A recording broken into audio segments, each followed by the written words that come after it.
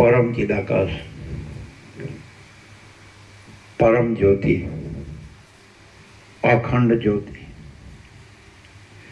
महाचिदाकाश, स्वयं प्रकाश, संपूर्ण प्रकाश, पूर्ण ब्रह्म, अनंत तेजघन, अनंत चिदघन, परमाकाश, केवल, अनंत, शुद्ध, तेजघन, परमाकाश, अखिल आत्मा, पूर्ण ब्रह्म, परमात्मा, परम चिदाकाश, परम ज्योति, अखंड ज्योति, अनंत, पूर्ण, परम चिदाकाश, परम शांति, स्वयं सिद्ध, स्वयं प्रकाश, स्वयं पूर्ण, स्वस्वरूप, यही सब कुछ है, इसके सिवा कुछ नहीं है। शून्यभास, अनंत कोटि, महाकल्पो है ही नहीं। महाचिदाकाश, स्वयं प्रकाश, संपूर्ण प्रकाश, महाचिदाकाश ज्योति, अनंत, अखंड, अभेद, महाचिदाकाश ज्योति, महातत्व, महासामान्य, महाचिदाकाश, स्वसंवेद्य, सहज निर्विकल्प, महाचिदाकाश, परम कैवल्य, परम शांति, परम चिदाकाश, अनंत, पूर्ण, निरपेक्ष सत्य, अनंत, संपूर्ण, अपरिगी, निर्भ्रांत, निरपेक्ष, वशिष्ठ राम, निर्वाण उत्तरार्ध, राउंड 39मो राउंड।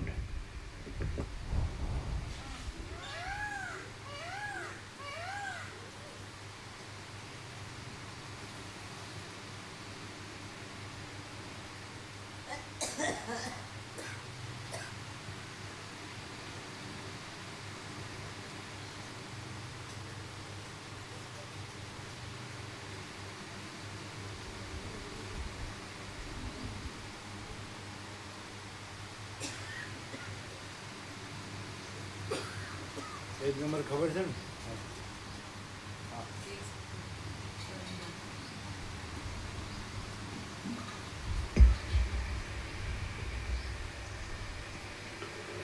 आद्य परब्रह्म सद्गुरु देव की जय।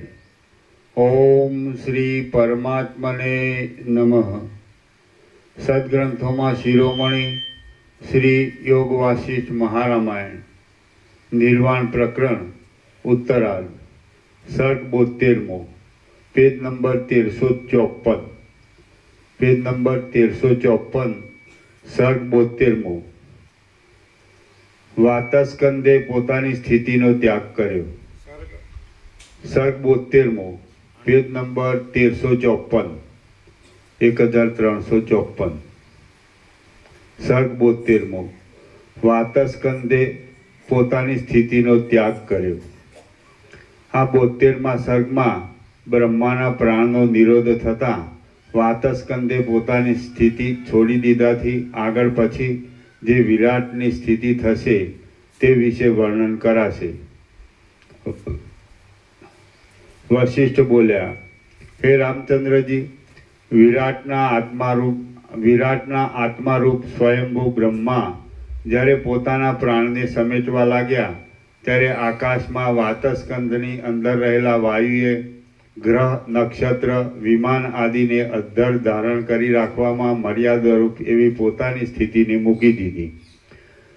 વાતસ્કંદ બ્રહ્માના પ્રાણરૂપ છે, એટલે એ વાતસ્કંદ જ્યારે પોતાની સ્થિતિને મૂકી દે ત્યાર પછી નક્ષત્ર મંડળમાં બીજા કોણ સર્વભૂતોને ધારણ કરનારી તે સ્થિતિને ધારણ કરી શકે? પોતાના પ્રાણરૂપ વાતસ્કંદને બ્રહ્માજીએ સમેટી લીધો એટલે તેણે પોતાની મર્યાદાને છોડી દીધી. તેને નિરંતર એક સમાન રૂપે રહેનાર બ્રહ્મામાં લીન થઈ જવા માટે ક્ષોભ થવા લાગ્યો. ત્યારે આકાશની અંદર રહેલા તારાઓ નિરાધાર થઈ ગયા. જેમ અગ્નિ વડે બળતા ઉંબાડિયા પવનના ઝપાટાથી ઉડવા માંડે અને જેમ વૃક્ષમાંથી પુષ્પના સમૂહો પડવા માંડે, તેમ તેઓ આકાશમાંથી નીચે પડવા માંડ્યા.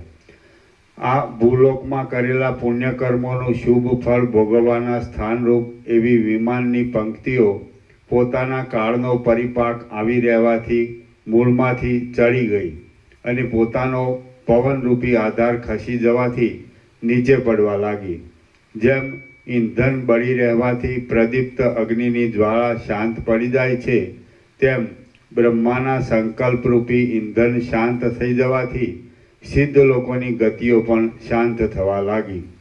હલકા રૂની જેમ આકાશમાં ફર્યા કરતા સિદ્ધ લોકોના સમૂહોની શક્તિ પ્રલયકાળના પવનથી નાશ પામી, એટલે તેઓ ચૂપચાપ નીચે પડવા લાગ્યા.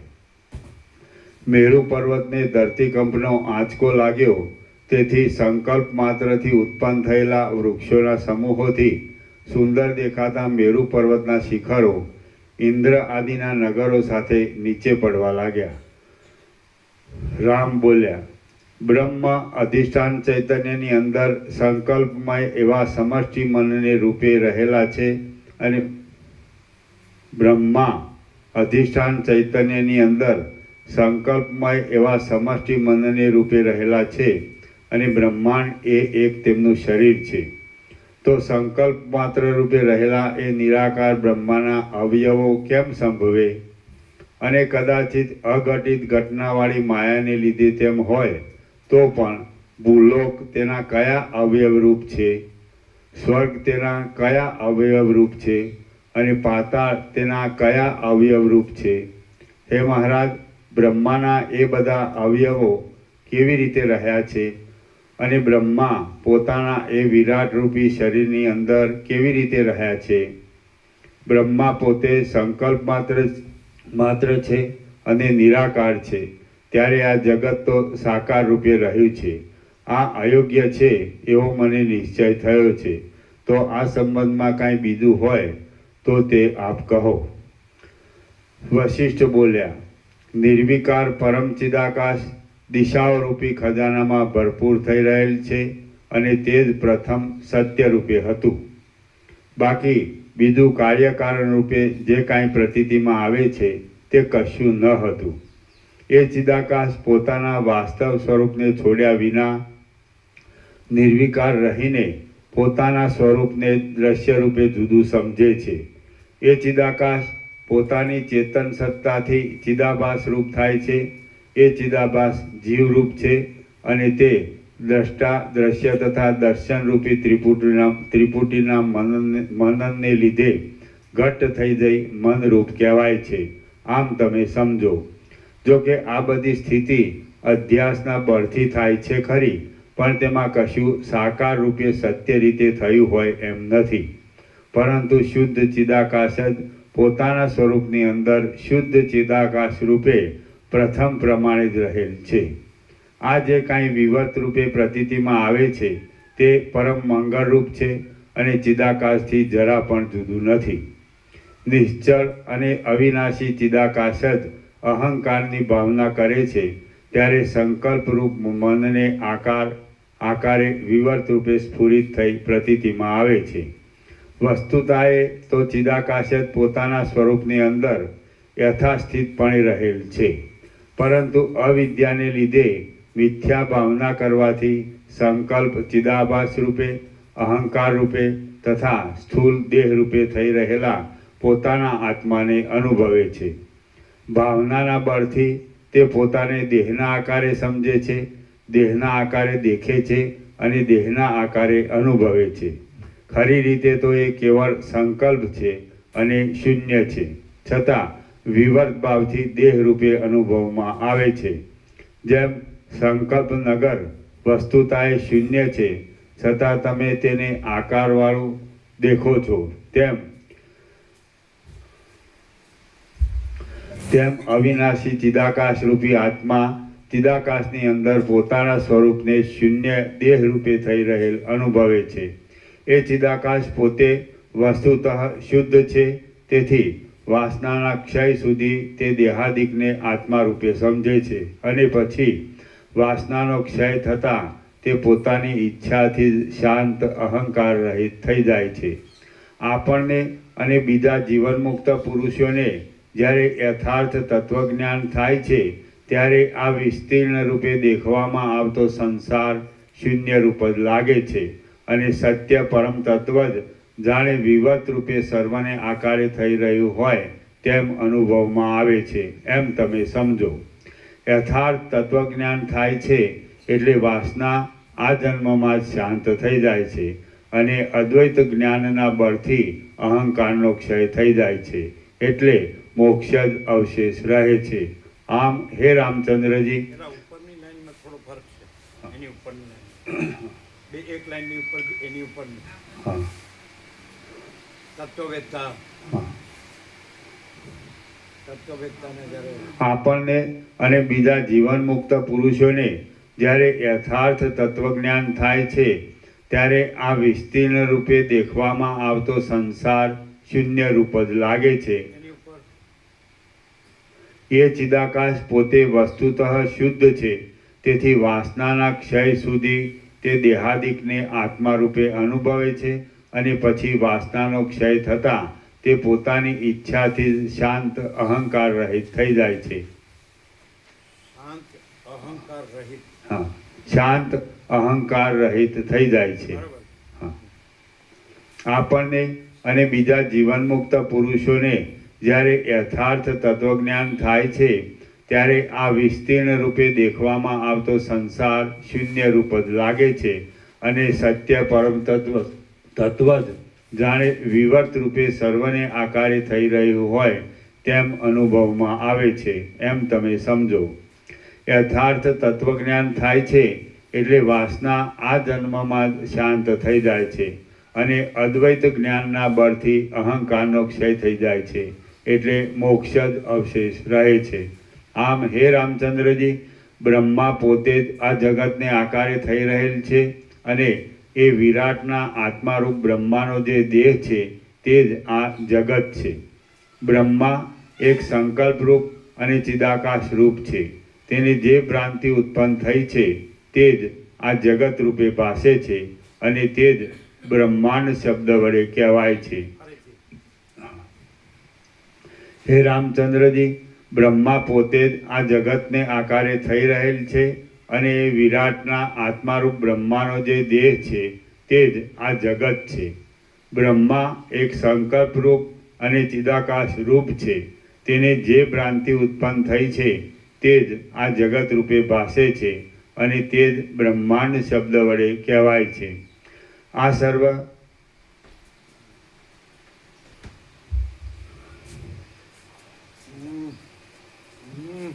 માસ્ટરપીસ. શું કીધું? બધાએ કેવું રહ્યું? કોઈ મળે નહીં, વાત જ નહીં.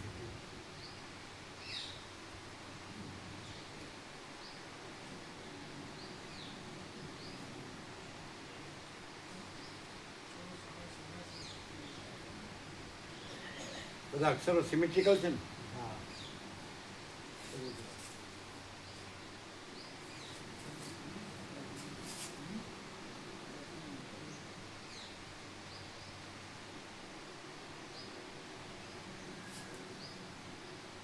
ડીપ એન્ડ ક્લીન છે ને? સિમેટ્રિકલ છે ને? એકદમ અનંતપૂર્ણ.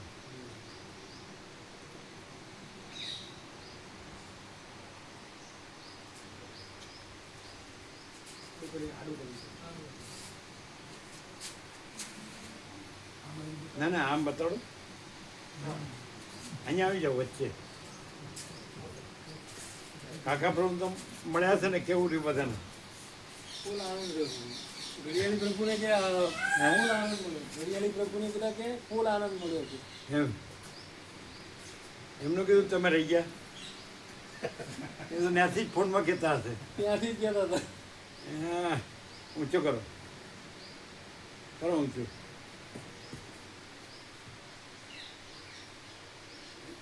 સીધું રાખો, સીધું. બસ.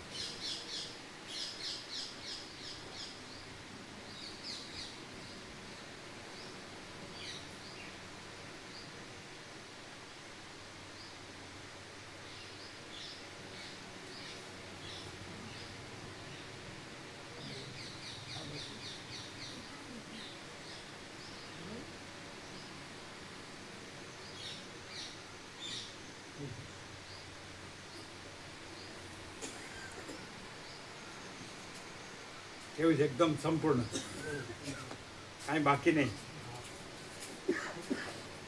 આ લખ્યું સવારે 4 વાગે પછી, અહીંયા જન્માષ્ટમી કરી પછી નીકળ્યા એક વાગે. આ લખ્યું 4 વાગે બ્રાહ્મણમાં.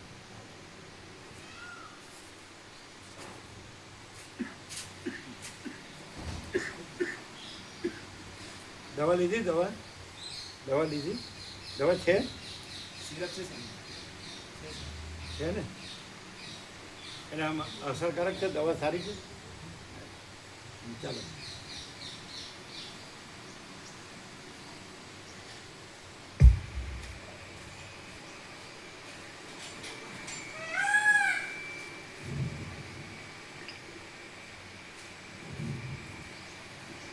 આમ હે રામચંદ્રજી, બ્રહ્મા પોતે જ આ જગતને આકારે થઈ રહેલ છે અને વિરાટના આત્મારૂપ બ્રહ્માનો જે દેહ છે તે જ આ જગત છે. બ્રહ્મા એક સંકલ્પરૂપ અને ચિદાકાશ રૂપ છે. તેને જે ભ્રાંતિ ઉત્પન્ન થઈ છે તે જ આ જગત રૂપે ભાસે છે અને તે જ બ્રહ્માંડ શબ્દ વડે કહેવાય છે.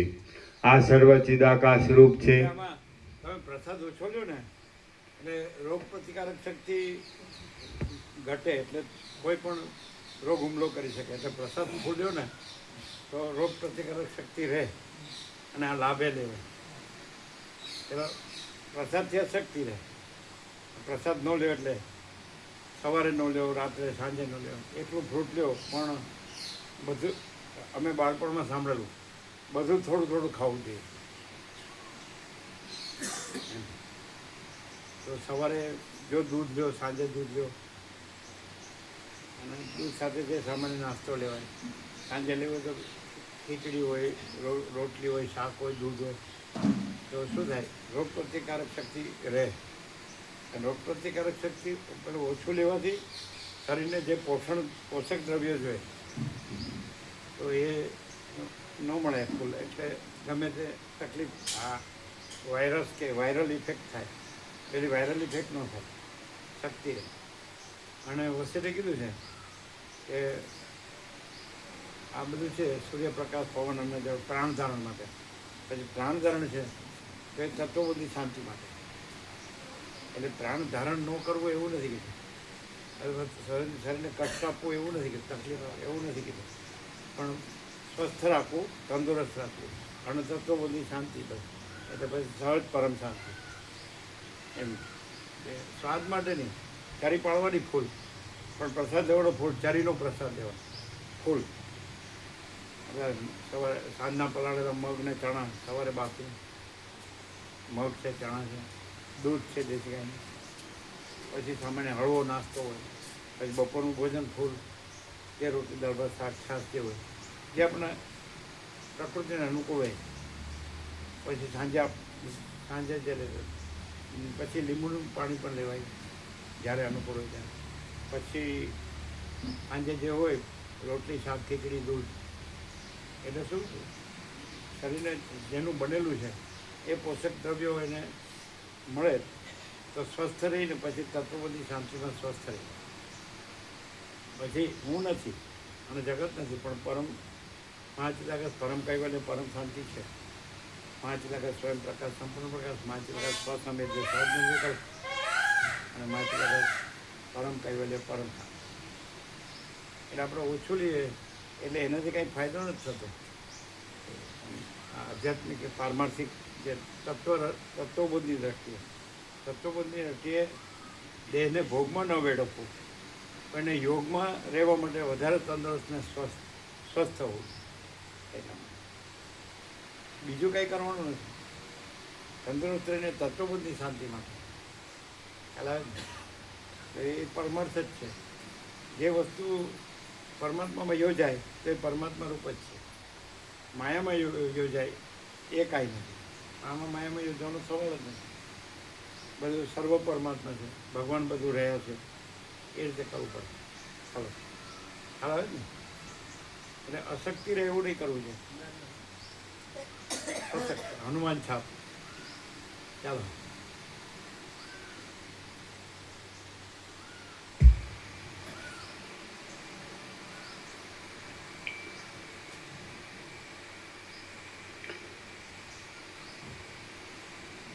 તમે ચરી પડો છો? તમે કેમ સ્વસ્થતા છે?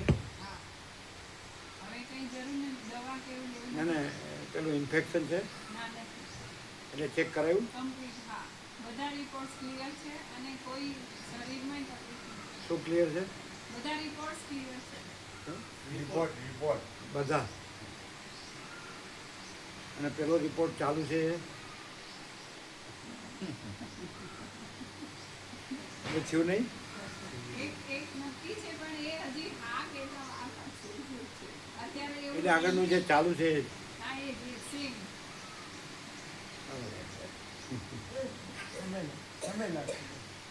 તમે હા તમે તમારો અનુભવ કહો છો? તમારું તો ફટાફટ નહોતું થઈ ગયું? એ સમયમાં એવું હતું,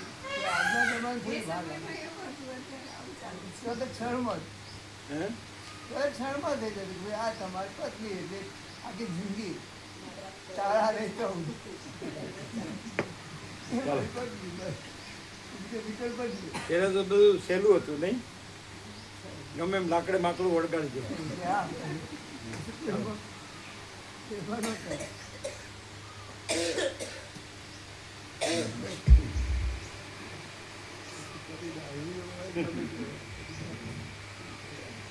વસ્તુતાએ જોઈએ તો કોઈ જગ્યાએ જગત છે જ નહીં અને તમે કે હું એ કોઈ પણ નથી. શુદ્ધ નિર્મળ ચિદાકાશ કેવળ ચિન્માત્ર છે અને તેની અંદર જગત ક્યાં ઉત્પન્ન થાય, શી રીતે ઉત્પન્ન થાય, કયા સાધન વડે ઉત્પન્ન થાય, કેવા રૂપે ઉત્પન્ન થાય અને તેને ઉત્પન્ન કરવામાં શું સહકારી કારણ છે. આથી સિદ્ધ થાય છે કે જગત મિથ્યા રૂપે ઉત્પન્ન થાય છે, મિથ્યા રૂપે દેખાય છે, મિથ્યા રૂપે પ્રિય અપ્રિય રૂપે ભાસે છે અને બ્રહ્મ કે જે પ્રપંચના સંપર્કથી સાવ રહિત છે તે ભ્રાંતિ વડે જગત ભાવથી રહિત એવા પોતાના સ્વરૂપને જ ફરીથી હા. બ્રહ્મ. બ્રહ્મ કે જે પ્રપંચના સંપર્કથી સાવ રહિત છે બરાબર. તે ભ્રાંતિ વડે જગત ભાવથી રહિત એવા પોતાના સ્વરૂપને જ જગતના આકારે દેખે છે. જેમ પવન પોતાની ચલન શક્તિ રૂપે સર્વત્ર પ્રસરી જાય છે તેમ ચિદાકાશ પોતાની મેળે જ અદ્વિતીય એવા પોતાના ચિન્માત્ર સ્વરૂપમાં જગત આદિ રૂપે પ્રતીતિમાં આવે છે, તેમજ પ્રિય અપ્રિય આદિ રૂપે ભાસે છે. જે કાંઈ પ્રતીતિમાં આવે છે તે છે એમ માનીએ તો કાંઈક અનિર્વચનીય જેવું છે, અથવા દ્વૈત અદ્વૈત એ બંને વિભાગને છોડી દેતા કાંઈ પણ નથી, ફરીથી છેલ્લું. અથવા દ્વૈત અદ્વૈત એ બંને વિભાગને છોડી દેતા કાંઈ પણ નથી. શૂન્ય નિર્મળ અને નિર્વિકાર ચિદાકાશ જ જગત રૂપે પ્રતીતિમાં આવે છે એમ તમે સમજો. હે રામચંદ્રજી, આ તત્વજ્ઞાનને લીધે સર્વ ભેદ બુદ્ધિને છોડી દઈ મેં નિસંકલ્પ દશા પ્રાપ્ત કરી છે. ફરીથી હે રામચંદ્રજી, આ તત્વજ્ઞાનને લીધે સર્વ ભેદ બુદ્ધિને છોડી દઈ મેં નિસંકલ્પ દશા પ્રાપ્ત કરી છે. પરમાર્થ દ્રષ્ટિએ બ્રહ્મરૂપ હોવા છતાં હું વ્યવહાર દ્રષ્ટિથી જાણે દેહાદિરૂપ હોઉં તેવો થઈ રહ્યો છું અને મમત્વથી રહિત છું. એવી જ રીતે તમે પણ પરમાર્થ દ્રષ્ટિથી બ્રહ્મરૂપ છતાં વ્યવહાર દ્રષ્ટિએ જાણે દેહાદિરૂપ હો તેવા થઈ રહો અને મમત્વથી રહિત થઈ જાઓ. તમે વાસનાથી રહિત થઈ જઈને મનને શાંત રાખો, મૌનને ધારણ કરી ચપળતા મૂકી દો, પછી વ્યુત્થિત દશામાં તમે ભલે સુખથી સર્વ યથાપ્રાપ્ત વ્યવહાર કર્યા કરો અથવા સમાધિ અવસ્થામાં એ વ્યવહારને ભલે ન કરો. આ બાબતમાં શા માટે આગ્રહ રાખવો? અનાદિ, નિત્ય અને અનુભવરૂપ એક પરમાત્મા જ છે. તે જ આ દ્રશ્ય રૂપે વિવર્ત ભાવથી થઈ રહેલ છે. બાકી દ્રશ્ય કાંઈ તેનાથી જુદું નથી. સત્ય રૂપે અનુભવમાં આવનાર એ પરબ્રહ્મને વિશે જે અજ્ઞાન છે તે જ ભ્રાંતિની વિચિત્રતાને લીધે દ્રશ્ય રૂપે પ્રસરી રહેલ છે. બાકી દ્રશ્ય સત્ય રૂપે અનુભવમાં આવનાર એ પરબ્રહ્મને વિશે જે અજ્ઞાન છે તે જ ભ્રાંતિની વિચિત્રતાને લીધે દ્રશ્ય રૂપે પ્રસરી રહેલ છે. શ્રી યોગ વાસિષ્ઠ મહારામાયણમાં નિર્વાણ પ્રકરણના ઉત્તરાર્ધનો નિર્વાણ વર્ણન નામનો સર્ગ 72મો સમાપ્ત. સર્ગ 73મો અધ્યારોપનો ક્રમ. આ 73મા સર્ગમાં બોધને દ્રઢ કરવા માટે ફરીવાર અધ્યારોપનો ક્રમ વર્ણવવામાં આવશે અને પૃથ્વી આદિ તેના શી રીતે અંગરૂપ છે ઇત્યાદિ પ્રશ્નોના ઉત્તરો પણ આપવામાં આવશે. રામ બોલ્યા, બંધ, મોક્ષ અને જગતની બુદ્ધિ એ શૂન્ય પણ નથી, તેમ સદરૂપ પણ નથી. આદિરૂપ બ્રહ્મ તત્વ કોઈ દિવસ ઉદય કે અસ્તને પ્રાપ્ત થતું નથી. અનાદિરૂપ બ્રહ્મ તત્વ કોઈ દિવસ ઉદય કે અસ્તને પ્રાપ્ત થતું નથી. હે મહારાજ, આ આપે જે ઉપદેશ કર્યો તે સર્વ હું સારી રીતે સમજ્યો છું. એ આપની કથારૂપી અમૃતનું શ્રવણ કરતાં મને તૃપ્તિ જ થતી નથી. માટે આપ ફરીવાર ઉપદેશ કરો. હે મહારાજ, સૃષ્ટિ આદિ ભ્રાંતિની દ્રષ્ટિ અને શૂન્યતા આદિની દ્રષ્ટિ એ બંનેમાંથી એકેય સત્ય કે અસત્ય કહી શકાતી નથી. આમ છે તો જે કાંઈ સત્ય પરમ તત્વ છે અને વિવર્ત ભાવથી સર્વરૂપ થઈ રહેલ છે તેનું સ્વરૂપ યથાર્થ રીતે હું સમજી ગયો છું. તથાપિ મને ફરીવાર બોધ દ્રઢ થાય તે માટે આપ સૃષ્ટિનો અનુભવ કહો. વશિષ્ઠ બોલ્યા, જે કાંઈ આ સર્વ પ્રકારનું દેશ, કાળ, ક્રિયા આદિવાળું સ્થાવર જંગમાત્મક જગત દેખાય છે તે સર્વનો જ્યારે નાશ થાય છે તેમજ જ્યારે બ્રહ્મા, વિષ્ણુ, વાયુ, રુદ્ર અને ઇન્દ્ર એ સર્વનું પણ પરિણામ લાવનારો મહાપ્રલય આવીને ઊભો રહે છે ત્યારે શાંત, અતિ નિર્મળ, જન્મ આદિ વિકાર વિનાનો અનાદિ અને સત્ય એવું કાંઈક અવર્ણ્ય તત્વ જ અવશેષ રહે છે. તે તત્વને વર્ણવાને વાણી પણ અસમર્થ થઈ પાછી વળે છે. તો પછી બીજી તો શી વાત કહેવી? જેમ સરસવની અપેક્ષાએ મેરુ અતિ વિસ્તારવાળો અને અતિ સ્થૂળ દેખાય છે તેમ એ પરમ તત્વની અપેક્ષાએ પરમ સૂક્ષ્મ આકાશ પણ અતિ સ્થૂળ ગણાય છે. જેમ સરસવની અપેક્ષાએ મેરુ અતિ વિસ્તારવાળો અને અતિ સ્થૂળ દેખાય છે તેમ એ પરમ તત્વની અપેક્ષાએ પરમ સૂક્ષ્મ આકાશ પણ અતિ સ્થૂળ ગણાય છે. જેમ મોટા પર્વતની અપેક્ષાએ ત્રશ્રેણુઓ સૂક્ષ્મ છે તેમ બીજા સર્વના કરતાં અતિ સ્થૂળ એવું બ્રહ્માંડ પણ એ તત્વની પાસે અત્યંત સૂક્ષ્મ દેખાય છે.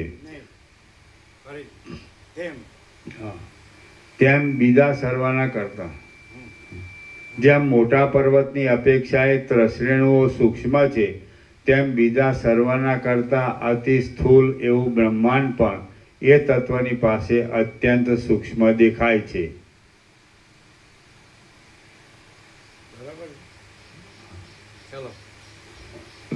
સૂર્યાદિકના અભાવને લીધે ગણતરી વિનાનો ને શાંત એવો પ્રલયકાળ ઘણા લાંબા કાળ સુધી ચાલે છે.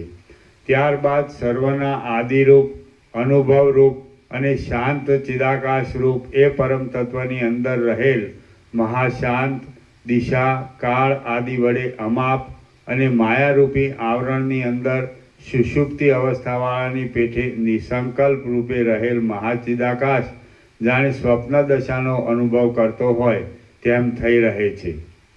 તે પોતામાં લીન થઈ રહેલા જગતના સંસ્કાર જાગ્રત થવાથી જાણે પોતાના સ્વરૂપને પરમ સૂક્ષ્મ રૂપે એટલે જીવ રૂપે થઈ રહેલ દેખાતો હોય તેમ અનુભવે છે. ફરીથી તે પોતામાં લીન થઈ રહેલા જગતના સંસ્કાર જાગ્રત થવાથી જાણે પોતાના સ્વરૂપને પરમ સૂક્ષ્મ રૂપે એટલે જીવ રૂપે થઈ રહેલ દેખાતો હોય તેમ અનુભવે છે. અસત્ય છતાં પણ સ્વપ્નની પેઠે અંદર તેવી ભાવનાના બળથી તે પોતે બહુ વિશાળ રૂપે વિસ્તરે છે અને પોતાના સર્વત્ર પ્રસરી રહેલ ચિદરૂપને જ બ્રહ્મા શબ્દના અર્થ રૂપે અનુભવે છે. ચિત્ત સત્તા ચેતનપણાને લીધે પોતાના સ્વરૂપની અંદર પોતાને અણુરૂપે એટલે કે જીવ રૂપે અનુભવે છે અને પોતે જાણે તેને જુદી રૂપે દેખતી હોય તેમ થઈ રહે છે. પછી તે પોતે જાણે દ્રષ્ટારૂપ હોય તેવી થઈ જાય છે. સ્વપ્નની અંદર એક જ દ્રષ્ટા પોતાના સ્વરૂપની અંદર પોતાની મેળે જ પોતાની મરી ગયેલ દેખે છે, પણ એ મરનાર પોતે જ પોતાના મરણનો દ્રષ્ટા છે અને એ બેમાંથી એકેય જુદા નથી. તે જ પ્રમાણે એ ચિદ્રૂપ પરમ સૂક્ષ્મ તત્વ પોતાના સ્વરૂપની અંદર નાના પ્રકારની કલ્પનાને જુદે જુદે રૂપે અનુભવે છે. એ ચિત્ત સત્તા અંદર એક છે, છતાં કેમ જાણે દ્વૈતપણાને પ્રાપ્ત થઈ રહેલ હોય એમ ભાસે છે. વસ્તુતઃ તો તે પોતાના સ્વરૂપમાં જ યથાસ્થિતપણે રહેલ છે, છતાં જાણે દ્રષ્ટા અને દ્રશ્યરૂપે પણ થઈ રહી હોય એવી તે જણાય છે.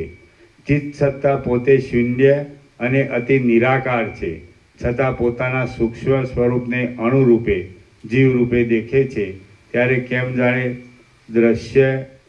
દ્રશ્ય અને દ્રષ્ટા રૂપે પોતે ઉદય પામતી હોય તેમ દ્વૈત ભાવને ધારણ કરી લે છે. એ દ્રષ્ટા જ્યારે પોતાના પ્રકાશમય સ્વરૂપને માયાના બળથી અણુરૂપ અને પરિચ્છિન્ન દેખે છે, ત્યારે ભાવનાના પ્રભાવથી જેમ બીજ અંકુરપણાને પ્રાપ્ત થાય છે તેમ તે ક્રમે કરી પોતાના સ્વરૂપને વિશાળ દેખે છે. ત્યારે તેની અંદર દેશ કાળ ક્રિયા દ્રવ્ય દ્રષ્ટા દર્શન દ્રશ્ય આદિ જુદે જુદી રૂપે હોય છે, છતાં તે વખતે વાણી આદિની અભિવ્યક્તિ ન હોવાથી તેમના નામની કલ્પના હોતી નથી. જે પ્રદેશમાં એ સૂક્ષ્મ ચિદાત્માનું ભાન થાય છે તેને દેશ કહેવામાં આવે છે. જ્યારે તેનું ભાન થાય છે ત્યારે તે કાળ કહેવાય છે અને જે ભાન થાય છે તેને ક્રિયા કહેવામાં આવે છે. જે કાંઈ ગુણ ક્રિયા આદિ કલ્પનાના આધારરૂપે પ્રત્યક્ષ અનુભવમાં આવે છે તેને દ્રવ્ય કહેવામાં આવે છે એમ વિદ્વાનોનું સમજવું છે. જે તેનો પ્રત્યક્ષ અનુભવ કરે છે તે દ્રષ્ટા કહેવાય છે. દ્રષ્ટાને દ્રશ્યનો અનુભવ કરાવવામાં કારણરૂપ છે તેને દર્શન કહે છે. એ દર્શન પોતે સાધનરૂપ થઈ દ્રષ્ટાને દ્રશ્યનો અનુભવ કરાવે છે. આમ ચિદાકાશની અંદર અસત્ય છતાં અનેક સ્થૂળ ભાવોની કલ્પના ખડી થઈ ક્રમે કરી દેખાય છે. તે દેશ કાળ વસ્તુ આદિના પરિચ્છેદવાળી પરિમાણવાળી છે અને આમ જોઈએ તો અનંત છે.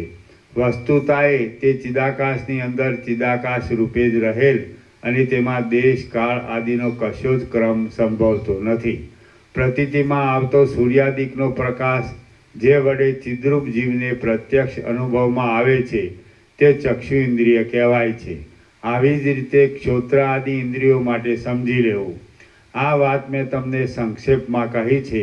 ચિદ્રૂપ જીવને પોતાના સ્વરૂપની અંદર પ્રથમ પ્રતિભાસ થતાં શબ્દ તન્માત્રા પહેલાં અનુભવમાં આવે છે અને શબ્દ તન્માત્રા આકાશનો ગુણ છે, તેથી તે આકાશરૂપ છે. ચિદ્રૂપ જીવને આભાસ રૂપે પ્રતીતિમાં આવતું આકાશ જ ઘટ ભાવને પ્રાપ્ત થઈ જઈ સ્થૂળ દેહ રૂપે પ્રતીતિમાં આવે છે અને તેની અંદર રૂપ આદિ વિષયના અનુસંધાનને લીધે 5 ઇન્દ્રિયો પણ ઉદય પામે છે. આમ દ્રશ્ય શબ્દ આદિ વિષયોમાં ચિદ્રૂપ સૂક્ષ્મ જીવનું અનુસંધાન વારંવાર અનુભવ રૂપે વૃદ્ધિ પામ્યા કરે છે અને તેને જ કાર્ય પરત્વે જ્ઞાન બુદ્ધિ ઇત્યાદિ રૂપે પણ કહેવામાં આવે છે. સંકલ્પ વિકલ્પ આદિ કાર્યને યોગે તે મનરૂપ કહેવાય છે. અમુક હું છું અને અમુક મારું છે એવા અભિમાનમાં અભિનિવેશ થતાં તે જ અહંકાર પદ વડે કહેવામાં આવે છે. એવી રીતે એ ચિદ્રૂપ જીવ પોતે જ પોતાની મેળે દેશકાળ આદિ પરિમાણનો અંગીકાર કરી લે છે. ચિદ્રૂપ જીવાત્માને જે કાળમાં પ્રથમ શબ્દ આદિ વિષયનું જ્ઞાન થાય છે તે કાળ પાછળના ઉત્તરકાળની અપેક્ષાએ પૂર્વકાળ કહેવાય છે. જે પ્રદેશ એક પ્રદેશના કરતાં ઉપરના ભાગમાં હોય છે તેને નીચેના પ્રદેશની અપેક્ષાએ ઉર્ધ્વ રૂપે તે જીવ કલ્પી લે છે. એ રીતે એ ચિદ્રૂપ જીવ દિશાઓના પણ દક્ષિણ ઉત્તર આદિ અનેક નામો ક્રમે કરી કલ્પી લે છે. એ જીવ ચૈતન્ય પોતે જો કે આકાશના જેવો અસંગ નિર્વિકાર અને ચિદ્રૂપ છે તો પણ દેશ કાળ કે ક્રિયા દ્રવ્ય ઇત્યાદિ શબ્દો અને તેના અર્થો રૂપે પણ તે પોતે જ વિવર્ત ભાવથી થઈ જઈ પ્રતીતિમાં આવે છે. આમ એ જીવ પોતે ચિદાકાશ રૂપ છે છતાં ચિદાકાશ રૂપે સર્વત્ર પ્રસરી રહેલા પોતાના અનુભવ વડે પોતાની ચિત્ત સત્તાના વિવર્તને લીધે આતિવાહિક દેહરૂપ થઈ જાય છે. એ ચિદ્રૂપ અણુજીવ ઘણા લાંબા કાળની ભાવના વડે પોતાના સ્વરૂપને તે આધિ ભૌતિક દેહરૂપ છે એમ પૂર્ણ નિશ્ચયથી માની લે છે. જીવ પોતે ચિદાકાશ રૂપ છે. તેણે પોતાના ચિદાકાશ રૂપ સ્વરૂપની અંદર બધી કેવળ ભ્રાંતિ કલ્પિત આડંબર જાળ વિવર્ત રૂપે પાથરી દીધેલ છે. તે જાળ જાજવાના જળમાં પ્રતીતિમાં આવતા સત્ય જળની પેઠે કેવળ આભાસ માત્ર છે અને અસત્ય છતાં સત્યના જેવી લાગે છે. આકાશની પેઠે અસંગ અને નિરાકાર એ જીવાત્મા પોતાના માની લીધેલા દેહની અંદર કોઈ જગ્યાએ મસ્તકની કલ્પના કરે છે, કોઈ જગ્યાએ ચરણની કલ્પના કરે છે અને કોઈ જગ્યાએ છાતી પડખા આદિ અવયવની કલ્પના કરે છે. વળી કોઈ જગ્યાએ તે ગ્રહણ ત્યાગ ભાવ અને અભાવ ઇત્યાદિ શબ્દની તથા તેના અર્થની કલ્પનાને પણ કલ્પી લે છે. એ જીવ કોઈ ઠેકાણે દેશ કાળ આદિ સાથે જડાઈ ગયેલી નિયમિત અમુક આકારની કલ્પનાને પણ કલ્પી લે છે ને તે કલ્પના વિષય રૂપે પોતાને અનુભવમાં આવે છે તથા ઇન્દ્રિયોના સમૂહ વડે જાણી શકાય છે. પછી એ અણુજીવ પોતાના મન વડે કલ્પી લીધેલા પોતાના આકારને હાથ પગ આદિ બાહ્ય અવયવવાળો તથા ચિત્ત આદિ આંતર અવયવવાળો દેખે છે. આ જ ક્રમ પ્રમાણે બ્રહ્મા ઉત્પન્ન થાય છે અને વિષ્ણુ ઉત્પન્ન થાય છે. રુદ્ર પણ એવી જ રીતે ઉત્પન્ન થાય છે અને કૃમિ પણ એવી જ રીતે ઉત્પન્ન થાય છે. બાકી તત્વદ્રષ્ટિથી જોઈએ તો કશું જ ઉત્પન્ન થતું નથી. બ્રહ્મ શૂન્ય છે અને તે પોતાના પૂર્ણ સ્વરૂપની અંદર યથાસ્થિતપણે રહે છે. ચિદાકાશની અંદર વિવર્ત ભાવથી ભ્રાંતિને લીધે જ એવા અનૃત આકારે પ્રતીતિમાં આવે છે. વ્યષ્ટિ શરીરના પ્રત્યક્ષ હૃદયરૂપી કંદની અંદર ત્રૈલોક્યરૂપી લતાઓનું બીજ રહેલ છે. તે મુક્તિના દ્વારમાં પ્રતિબંધક રૂપે રહેલ વિષય સૃષ્ટિરૂપી મોટી સાંકળના આધારરૂપ છે. તે સંસારરૂપી અસાર વરસાદના યોગથી વૃદ્ધિ પામે છે. કાર્ય માત્રના કારણરૂપ કાળ ક્રિયા આદિને નિયમમાં રાખનાર અને સર્વના આદિરૂપ પરમ પુરુષ આ રીતે પોતાની મેળે તત્વદ્રષ્ટિએ ઉત્પન્ન થતા નથી છતાં અધ્યારોપ દ્રષ્ટિએ જીવ જગત દેશ કાળ ક્રિયા આદિ રૂપે જાણે તે ઉત્પન્ન થઈ રહેલ હોય તેમ પ્રતીતિમાં આવે છે.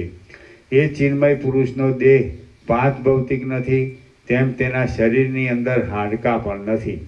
વળી તેનો ભૌતિક દેહ નથી તેથી કોઈ તેને મુઠ્ઠી મારી શકતું નથી. સૂઈ ગયેલા પુરુષનો આત્મા સ્વપ્નની અંદર સમુદ્ર મેઘ સંગ્રામ સિંહ ઇત્યાદિના મોટા ધ્વનિ રૂપે અનુભવમાં આવે છે છતાં વસ્તુતઃ જોતા તે શબ્દથી રહિત જ છે અને પોતાના સ્વરૂપમાં જ રહેલ છે. તે જ પ્રમાણે ચિન્મય પુરુષ પણ પ્રપંચ રૂપે પ્રતીતિમાં આવે છે છતાં તે પોતાના પ્રપંચ રહિત સ્વસ્વરૂપની અંદર જ રહેલ છે. જાગી ગયેલા પુરુષને સ્વપ્નની અંદર જોવામાં આવેલો યોદ્ધાઓના કોલાહલનો અનુભવ સ્મરણમાં આવે છે ત્યારે તે તેને અત્યંત અસત્ય પણ જણાતો નથી, તેમ અત્યંત સત્ય પણ લાગતો નથી. તેવી જ રીતે આ દ્રશ્ય પ્રપંચ પણ સદરૂપ કે અસદરૂપ છે એમ એકેય રીતે કહી શકાય નહીં. આમ તે અનિર્વચનીય રીતે રહ્યો છે. એ ચિન્મય વિરાટ પુરુષની અંદર સર્વ પ્રપંચ માયા માત્ર છે. તેથી તે મહાન આકારવાળો દેખાય છે અને અનેક લાખો યોજનો સુધી વિસ્તરેલો જણાય છે. આમ છતાં તે સૂક્ષ્મ પરમાણુની અંદર રહેલો છે અને તેના એક રૂવાડામાં પણ ત્રણેય લોકો રહેલા છે. જન્મ આદિ વિકારોથી રહિત એ ચિન્માત્ર પુરુષ અનેક કુળો રૂપે, શીલ રૂપે અને ગુણ રૂપે તથા સેંકડો કુળાચર રૂપે પ્રતીતિમાં આવે છે અને સેંકડો જગત રૂપે દેખાય છે. તો પણ એ સર્વ માયા માત્ર હોવાથી વડના ટેટા જેટલી જગ્યાને પણ તે રોકતો નથી. તે કરોડો અને સેંકડો જગત રૂપે વિસ્તરેલો છે તો પણ અણુ માત્ર છે.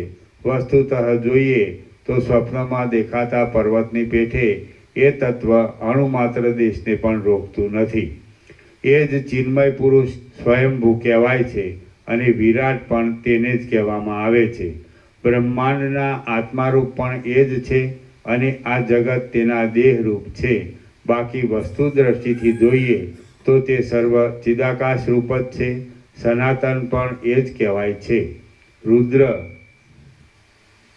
રુદ્ર સંજ્ઞા પણ તેની જ છે અને ઇન્દ્ર,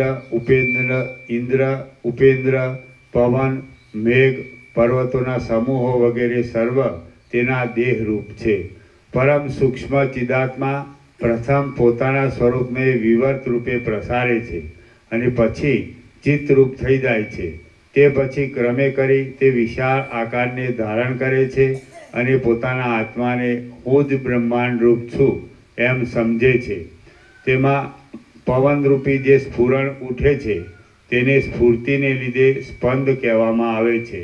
એ વિરાટ પુરુષના પ્રાણની સ્ફૂર્તિ જ બ્રહ્માંડરૂપી આકાશની અંદર વાતસ્કંદ રૂપે રહેલ છે.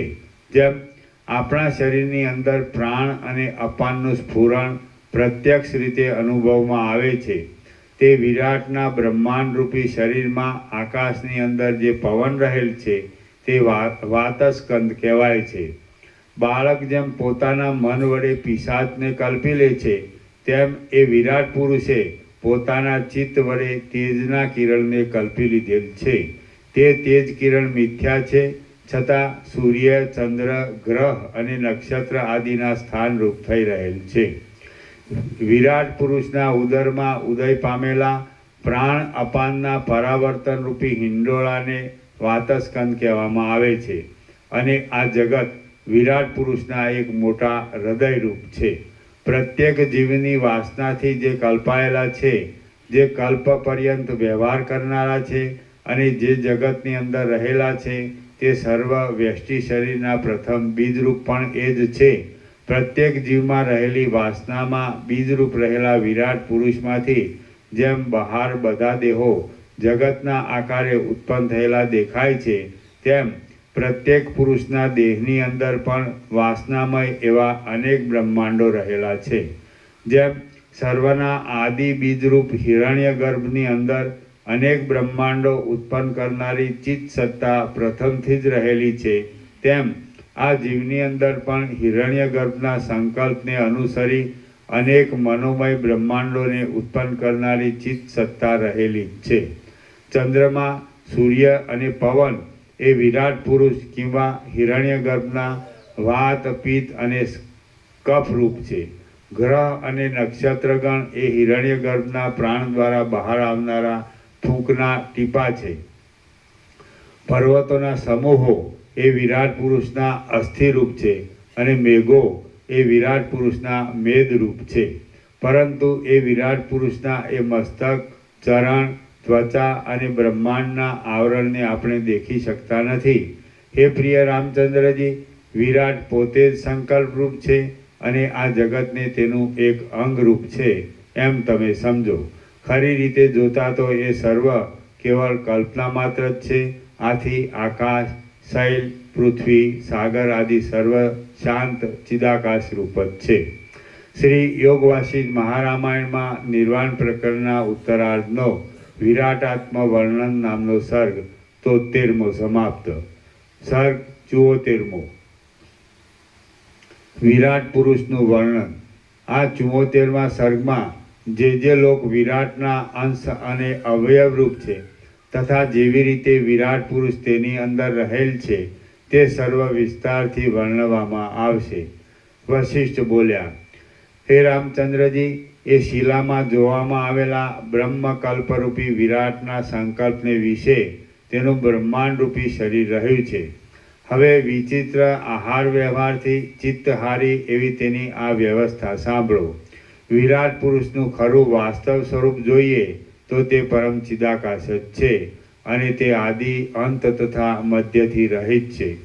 બાકી એ વિરાટ પુરુષનું જગતરૂપી શરીર તો કાલ્પનિક છે અને તેથી અતિ તુચ્છ છે. બ્રહ્મા પોતાના સંકલ્પ વડે ખડા થઈ ગયેલા બ્રહ્માંડના બહારના પ્રદેશમાં નિસંકલ્પ સાક્ષી ચૈતન્ય રૂપે જ રહેલ છે અને તે સંકલ્પ વડે બ્રહ્માંડને પોતાના શરીર રૂપે દેખે છે. આથી વાસ્તવિક રીતે જોઈએ તો તે પણ પ્રકાશમય ચિદાકાશ રૂપ જ છે. જેમ પક્ષી પોતાના ઈંડાના વિભાગ કરે છે તેમ બ્રહ્મારૂપી હિરણ્યમય વિરાટ પુરુષે હિરણ્ય ગર્ભે પોતાના સંકલ્પથી પુષ્ટ થઈ રહેલા પોતાના હિરણ્યમય બ્રહ્માંડના 2 પ્રકારે વિભાગ કર્યા. એ બ્રહ્માંડના 2 ભાગમાંથી ઉપરના ભાગને તેણે આકાશ રૂપે કલ્પી લીધો અને નીચેના ભાગને તેણે પૃથ્વી રૂપે કલ્પી લીધો. પરંતુ એ બંને ભાગ તે એ વિરાટ પુરુષની દ્રષ્ટિમાં પોતાના આત્માથી જરા પણ જુદા નથી. બ્રહ્માંડનો ઉપરનો ભાગ વિરાટના મસ્તક રૂપ કહેવાય છે, નીચેનો ભાગ ભૂલોક ચરણરૂપ કહેવામાં આવે છે અને વચમાં રહેલા આકાશનો મધ્ય ભાગ તેના નિતંબ રૂપ છે. છેટે છેટે રહેલા એ બંને લોકોનો ભૂલોક અને આકાશનો વચલો ભાગ અતિ વિસ્તારવાળો છે, અનંત છે અને તે સર્વ મનુષ્યોને શૂન્ય તથા શ્યામ એવી આકાશ રેખા રૂપે જોવામાં આવે છે. સ્વર્ગલોક એ વિરાટ પુરુષના વિશાળ તાળવા રૂપ છે. તારાઓ તેના રુધિર બિંદુ રૂપ છે અને વિરાટ પુરુષના દેહની અંદર સુર, અસુર, નર આદિ જીવો બુદ્ધિ તથા પ્રાણની અનેક વૃત્તિઓ રૂપ છે. વિરાટ પુરુષના દેહની અંદર ભૂત, પ્રેત અને પિશાચ કૃમિરૂપ છે. સૂર્યલોક, ચંદ્રલોક આદિ ઉપરના લોકો વિરાટ પુરુષના ઉપરના ચક્ષુ આદિના છિદ્રો રૂપ છે અને બીજા યમલોક આદિ નરક સ્થાનો નીચેના છિદ્રો રૂપ છે. વિસ્તારવાળો નીચેનો બ્રહ્માંડ ખંડ પાતાળ રૂપ રહેલો છે અને તે એ વિરાટ પુરુષના ચરણ તળ રૂપ છે. નીચેના પાતાળ તળના ભાગો વિરાટ પુરુષના ગોઠણના રંધ્રરૂપ છે. જળ વડે ચંચળ દેખાતી ગુફાઓ રૂપી અનેક રંધ્રોને ધારણ કરી રહેલી, કામ, રોગ, જરામરણ આદિ વડે વ્યાકુળ અને સમુદ્ર તથા દ્વીપ વડે વીંટાયેલી પૃથ્વી એ વિરાટ પુરુષના મધ્યમાં રહેલ બસ્તી, જઘન તેમજ નિતંબ ભાગરૂપ છે. જળ વડે ખળભળાટ કરનારી નદીઓ વિરાટ પુરુષના દેહની નાડીઓ રૂપ છે. નદીઓમાં રહેલ જળ વિરાટની નાડીઓની અંદરના રસરૂપ છે. મેરુરૂપી કર્ણિકાને ધારણ કરી રહેલો જંબુ દ્વીપ વિરાટ પુરુષના હૃદય કમળ રૂપ છે. શૂન્ય દિશાઓ વિરાટ પુરુષના કુક્ષી ભાગ પેટ રૂપ છે. પર્વતો વિરાટ પુરુષના યકૃત અને પ્લીહા રૂપ છે. કોમળ, સ્નિગ્ધ અને વસ્ત્રના જેવા દેખાતા મેઘો વિરાટના મેદના સમૂહ રૂપ છે. ચંદ્ર સૂર્ય વિરાટ પુરુષના લોચન રૂપ છે. બ્રહ્મલોક તેના મુખ રૂપ છે. ચંદ્રમાને વિરાટના વીર્ય રૂપ કહેવામાં આવે છે. હિમાલય પર્વત વિરાટ પુરુષના શ્લેષ્મ રૂપ છે. અગ્નિલોક અને વડવાનલ વિરાટના મહાતીવ્ર એવા પિતૃપ છે. વાતસ્કંદમાં પ્રસિદ્ધ એવા આવહ, નિવહ, પ્રવહ આદિ મહાવાયુઓ એ વિરાટ પુરુષના હૃદયમાં રહેનારા પ્રાણ અપાન રૂપ છે. કલ્પવૃક્ષોના વનો, બીજા અનંત વનો, ઉપવનો અને પાતાળ આદિ કેટલાક સ્થળોમાં પ્રસિદ્ધ રહેનારા સર્પ સમૂહો વિરાટના રૂવાટાના સમૂહ રૂપ છે. બ્રહ્માંડનો ઉપરનો સઘળો વિશાળ ભાગ વિરાટના મસ્તક રૂપ છે. બ્રહ્માંડના ઉપરના છેવટના ભાગમાં રહેલ જ્યોતિ વિરાટની પ્રદીપ્ત શિખારૂપ છે. એ વિરાટ પુરુષ પોતે જ સમષ્ટિના મનરૂપ છે. તેથી તેનું જુદું મન માનવાની કશી જરૂર રહેતી નથી. વિરાટનો આત્મા ભોગને માટે ભોગ્ય વસ્તુને કલ્પી લઈ પોતે ભોગતારૂપ થાય છે. એવી કલ્પના પણ યોગ્ય નથી, કેમ કે આત્મા તો અસંગ અને અદ્વિતીય છે. તે બીજો ભોગ્ય પદાર્થ જ ન હોવાથી કોનો ભોગતા થાય? સી રીતે તેમાં ભોગતાપણું સંભવે અને તેને ભોગતા કેમ કહી શકાય? એ જ પ્રમાણે વિરાટ પુરુષની જુદી ઇન્દ્રિયો પણ માનવાની કશી જરૂર નથી, કેમ કે એ પોતે જ ઇન્દ્રિયરૂપ છે અને આપણામાં પણ ઇન્દ્રિયોનું જે અસ્તિત્વ છે તે એમની કલ્પના વડે જ છે. વળી ઇન્દ્રિયોનો સમૂહ પણ કેવળ કલ્પના માત્ર જ છે. અવયવ અને અવયવી રૂપે રહેનાર ઇન્દ્રિય અને ચિત્ત એ બેમાં જરા પણ ભેદ નથી. જાણે એક જ શરીરવાળા હોય તેમ તે બંને પરસ્પર જોડાઈ રહેલા છે. સ્વપ્ન આદિમાં આ અનુભવમાં આવે છે. જગતના જે કાર્યો થતા દેખાય છે તે સર્વ વિરાટ પુરુષના કાર્યરૂપ જ છે. કેમ કે એ વિરાટ પુરુષના સંકલ્પો જ વ્યષ્ટિ રૂપે રહેલા સર્વ પુરુષો રૂપે પરસ્પર ભેદનું આરોપણ કરી લઈ સર્વ વ્યવહારના આકારે થતા દેખાય છે. સમષ્ટિરૂપી જગતમાં જન્મ અને મરણ તે જ એ વિરાટ પુરુષના જન્મ મરણ રૂપ છે. પરંતુ આપણા વ્યષ્ટિ દેહના જન્મ મરણ એ કાંઈ વિરાટના જન્મ મરણ રૂપ નથી. કેમ કે એ વિરાટ પુરુષ જ આ જગતની અંદર સમષ્ટિ રૂપે રહેલ છે અને આપણા સંકલ્પ રૂપ પણ તે જ છે, બીજો કોઈ નથી. વિરાટ પુરુષની સત્તા વડે જગતની સત્તા છે અને વિરાટ પુરુષનો અભાવ થાય છે ત્યારે જગતનો પણ અભાવ થઈ જાય છે. જેમ પવન અને તેની ચલન શક્તિની સત્તા એક છે, તેમ વિરાટ પુરુષ અને જગત એ બંનેની પણ સત્તા એક જ છે. પવન અને તેની ચલન શક્તિની સત્તાનું જેમ ઐક્ય છે, તેમજ જગત અને વિરાટની સત્તાનું પણ ઐક્ય સમજવું. જે જગત છે તે જ વિરાટ રૂપ છે અને જે વિરાટ છે તેને જગત રૂપે કહેવામાં આવે છે. જગત બ્રહ્મા અને વિરાટ એ સર્વ શબ્દો એકબીજાના પર્યાયવાચક છે. તે શુદ્ધ ચિન્માત્ર રૂપે રહેનારા પરમાત્માના સંકલ્પ માત્ર જ છે. રામ બોલ્યા, ચિદાકાશ રૂપ બ્રહ્મા જ પોતાના સંકલ્પના બળથી વિરાટ રૂપ આકારને ધારણ કરી રહેલ છે એમ ભલે હો, પરંતુ એ બ્રહ્મા જ પોતાના દેહની અંદર સી રીતે રહી શકે છે? વશિષ્ઠ બોલ્યા, જેમ તમે પોતે તમારા પોતાના દેહની અંદર ધ્યાન વડે યથાસ્થિતપણે રહી શકો છો, તેમ સંકલ્પ રૂપ બ્રહ્મા પણ પોતાના દેહની અંદર રહ્યા છે. વિવેકી પુરુષો પોતાના દેહને વિશે હૃદય દેશમાં લિંગ શરીરરૂપ જીવનો અનુભવ કરે છે અને તેનું સ્વરૂપ ઉત્પન્ન થયેલા તે દેહની પેઠે પરિમિત આકારવાળું અણુ તથા દર્પણમાં પડેલા પ્રતિબિંબના જેવું આભાસ રૂપ દેખાય છે. તમે પોતે પણ જ્યારે તમારા દેહની અંદર સારી રીતે સ્થિતિ રાખવાની શક્તિમાન છો, ત્યારે મહાસમર્થ અને ચિદાકાશના સંકલ્પ રૂપ એ બ્રહ્મા પોતાના શરીરમાં કેમ સ્થિતિ રાખી શકે નહીં? જો સ્થાવર વૃક્ષ આદિ પોતાના બીજરૂપી દેહની અંદર રહી શકે છે અને જંગમ જીવો પણ પોતાના દેહની અંદર રહી શકે છે, તો પછી ચિદાકાશમાં કલ્પના રૂપે ખડા થઈ રહેલા સર્વશક્તિમાન બ્રહ્મા પોતાના દેહની અંદર કેમ રહી શકે નહીં? બ્રહ્મા પોતે ચિદાકાશ રૂપ છે. તે બ્રહ્માંડના આકારે ભલે સાકાર હો અથવા ચિદાકાશ રૂપે ભલે નિરાકાર હો, પરંતુ બંને પક્ષમાં તે બ્રહ્માંડની અંદર અને બહાર વ્યાપી રહેલ છે. બ્રહ્મપણું, બાહ્યપણું અને આંતરભાવ એ બંનેની કલ્પના સ્વરૂપ વિચાર છોડી દઈએ તો જુદી લાગે છે, પણ તેની અંદર રહેલ ચિત્ત તત્વમાં કશો પણ ભેદ નથી. વિરાટ બહાર બ્રહ્માંડ રૂપે રહેલ છે અને અંદર હું છું તમે ઇત્યાદિ વ્યષ્ટિ સમષ્ટિ રૂપે અને પંચભૂત રૂપે તથા ભૌતિક પદાર્થ રૂપે રહેલ છે.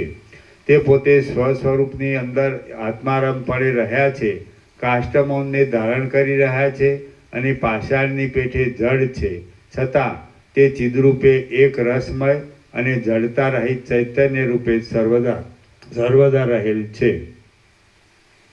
વિરાટની પેઠે તત્વજ્ઞ પુરુષ પણ પોતાની સ્થિતિ જાળવી રાખે છે.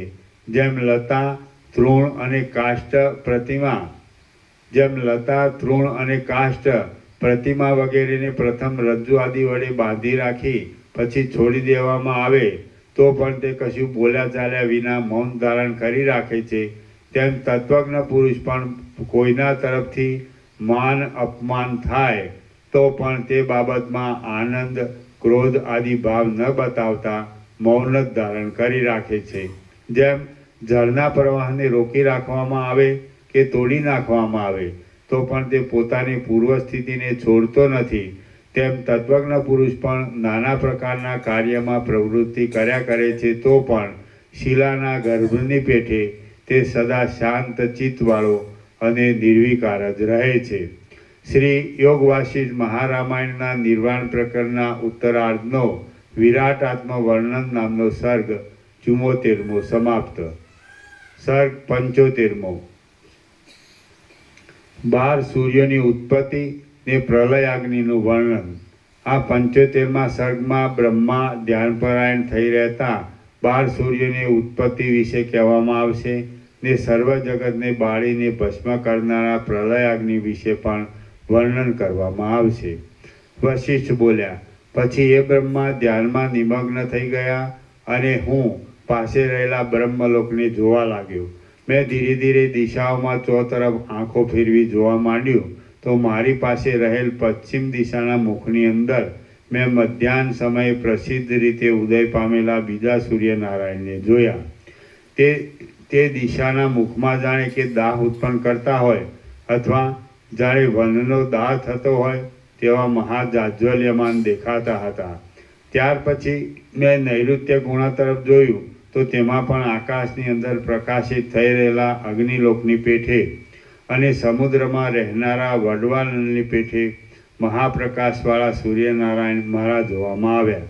તેવી જ રીતે હું દક્ષિણ દિશા તરફ જોવા લાગ્યો તો તેમાં પણ મેં સૂર્યને દીઠા. તે જ પ્રમાણે અગ્નિ ખૂણામાં પણ સૂર્યનારાયણ મારા જોવામાં આવ્યા. પૂર્વ દિશામાં પણ મેં સૂર્યને જોયા. ઈશાન ખૂણામાં પણ સૂર્યનારાયણ મારા જોવામાં આવ્યા. વાયવ્ય ખૂણામાં પણ સૂર્યનારાયણ મારા દેખવામાં આવ્યા અને ઉત્તર દિશામાં પણ હું જોવા લાગ્યો તો સૂર્યને મેં દીઠા. આ જોઈને હું અતિ આશ્ચર્ય પામ્યો. હું એ જોવાથી વ્યાકુળ થઈ ગયો અને દૈવની પ્રતિકૂળતાનો તથા વિચિત્રતાનો વિચાર કરવા લાગ્યો. ત્યાં તો સમુદ્રમાંથી ઉત્પન્ન થતા વડવાનળની પેઠે પૃથ્વીમાંથી બીજા સૂર્યનો ઉદય થવા લાગ્યો. પછી આકાશના મધ્ય ભાગમાં 3 સૂર્યનો ઉદય થયો. તેમાં 11મા આકાશના મધ્ય ભાગના વચમાના સૂર્ય તો એવા પ્રકાશવાળા હતા કે જાણે બીજા સર્વ સૂર્યોનો તેજપુંજ એકત્ર થઈ ઉદય પામતો હોય એવા તે દેખાતા હતા. એ મધ્યમાં રહેલા સૂર્યનારાયણનું શરીર રુદ્રનું હતું.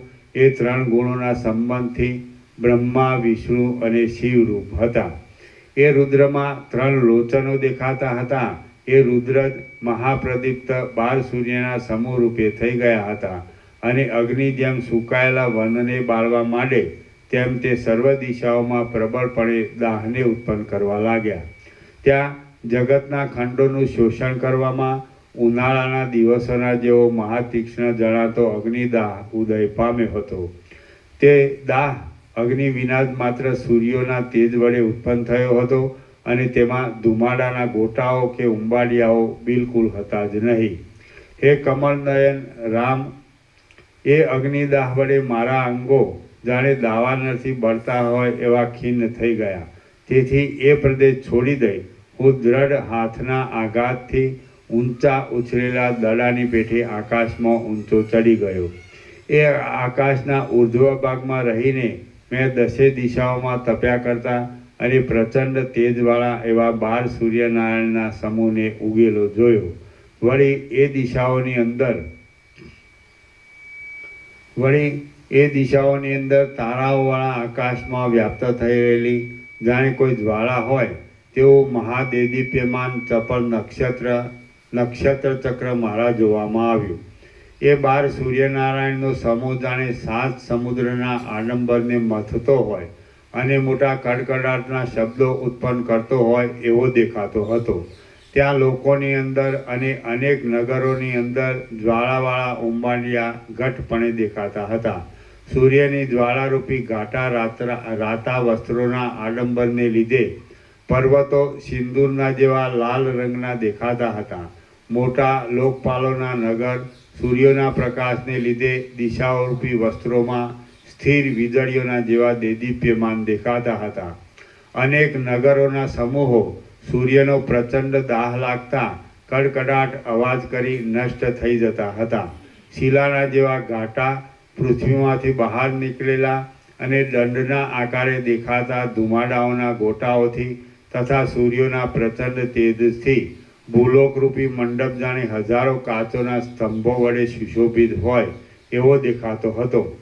આખું જગત સૂર્યના તાપ વડે બળ્યા કરતા પ્રાણીઓના અને પૃથ્વી આદિ મહાભૂતોના ઊંચા આક્રંદો વડે અતિ ઘોઘરા અવાજવાળું બની ગયું હતું. પ્રાણીઓના ભૂલોક આદિ લોકોના અને તેની અંદર આવી રહેલા નગરોના પતન થતા હતા. તેથી ફાટી પડતા અનેક પદાર્થોના અવાજથી સઘળી સૃષ્ટિ મહાભયંકર આકારને ધારણ કરી રહી હતી. આકાશમાંથી અશ્વિની આદિ નક્ષત્રો ગળતા હતા. તેથી તેના અભિઘાતથી પૃથ્વીની અંદર રહેલા રત્નોનું ઘર્ષણ થતું હતું.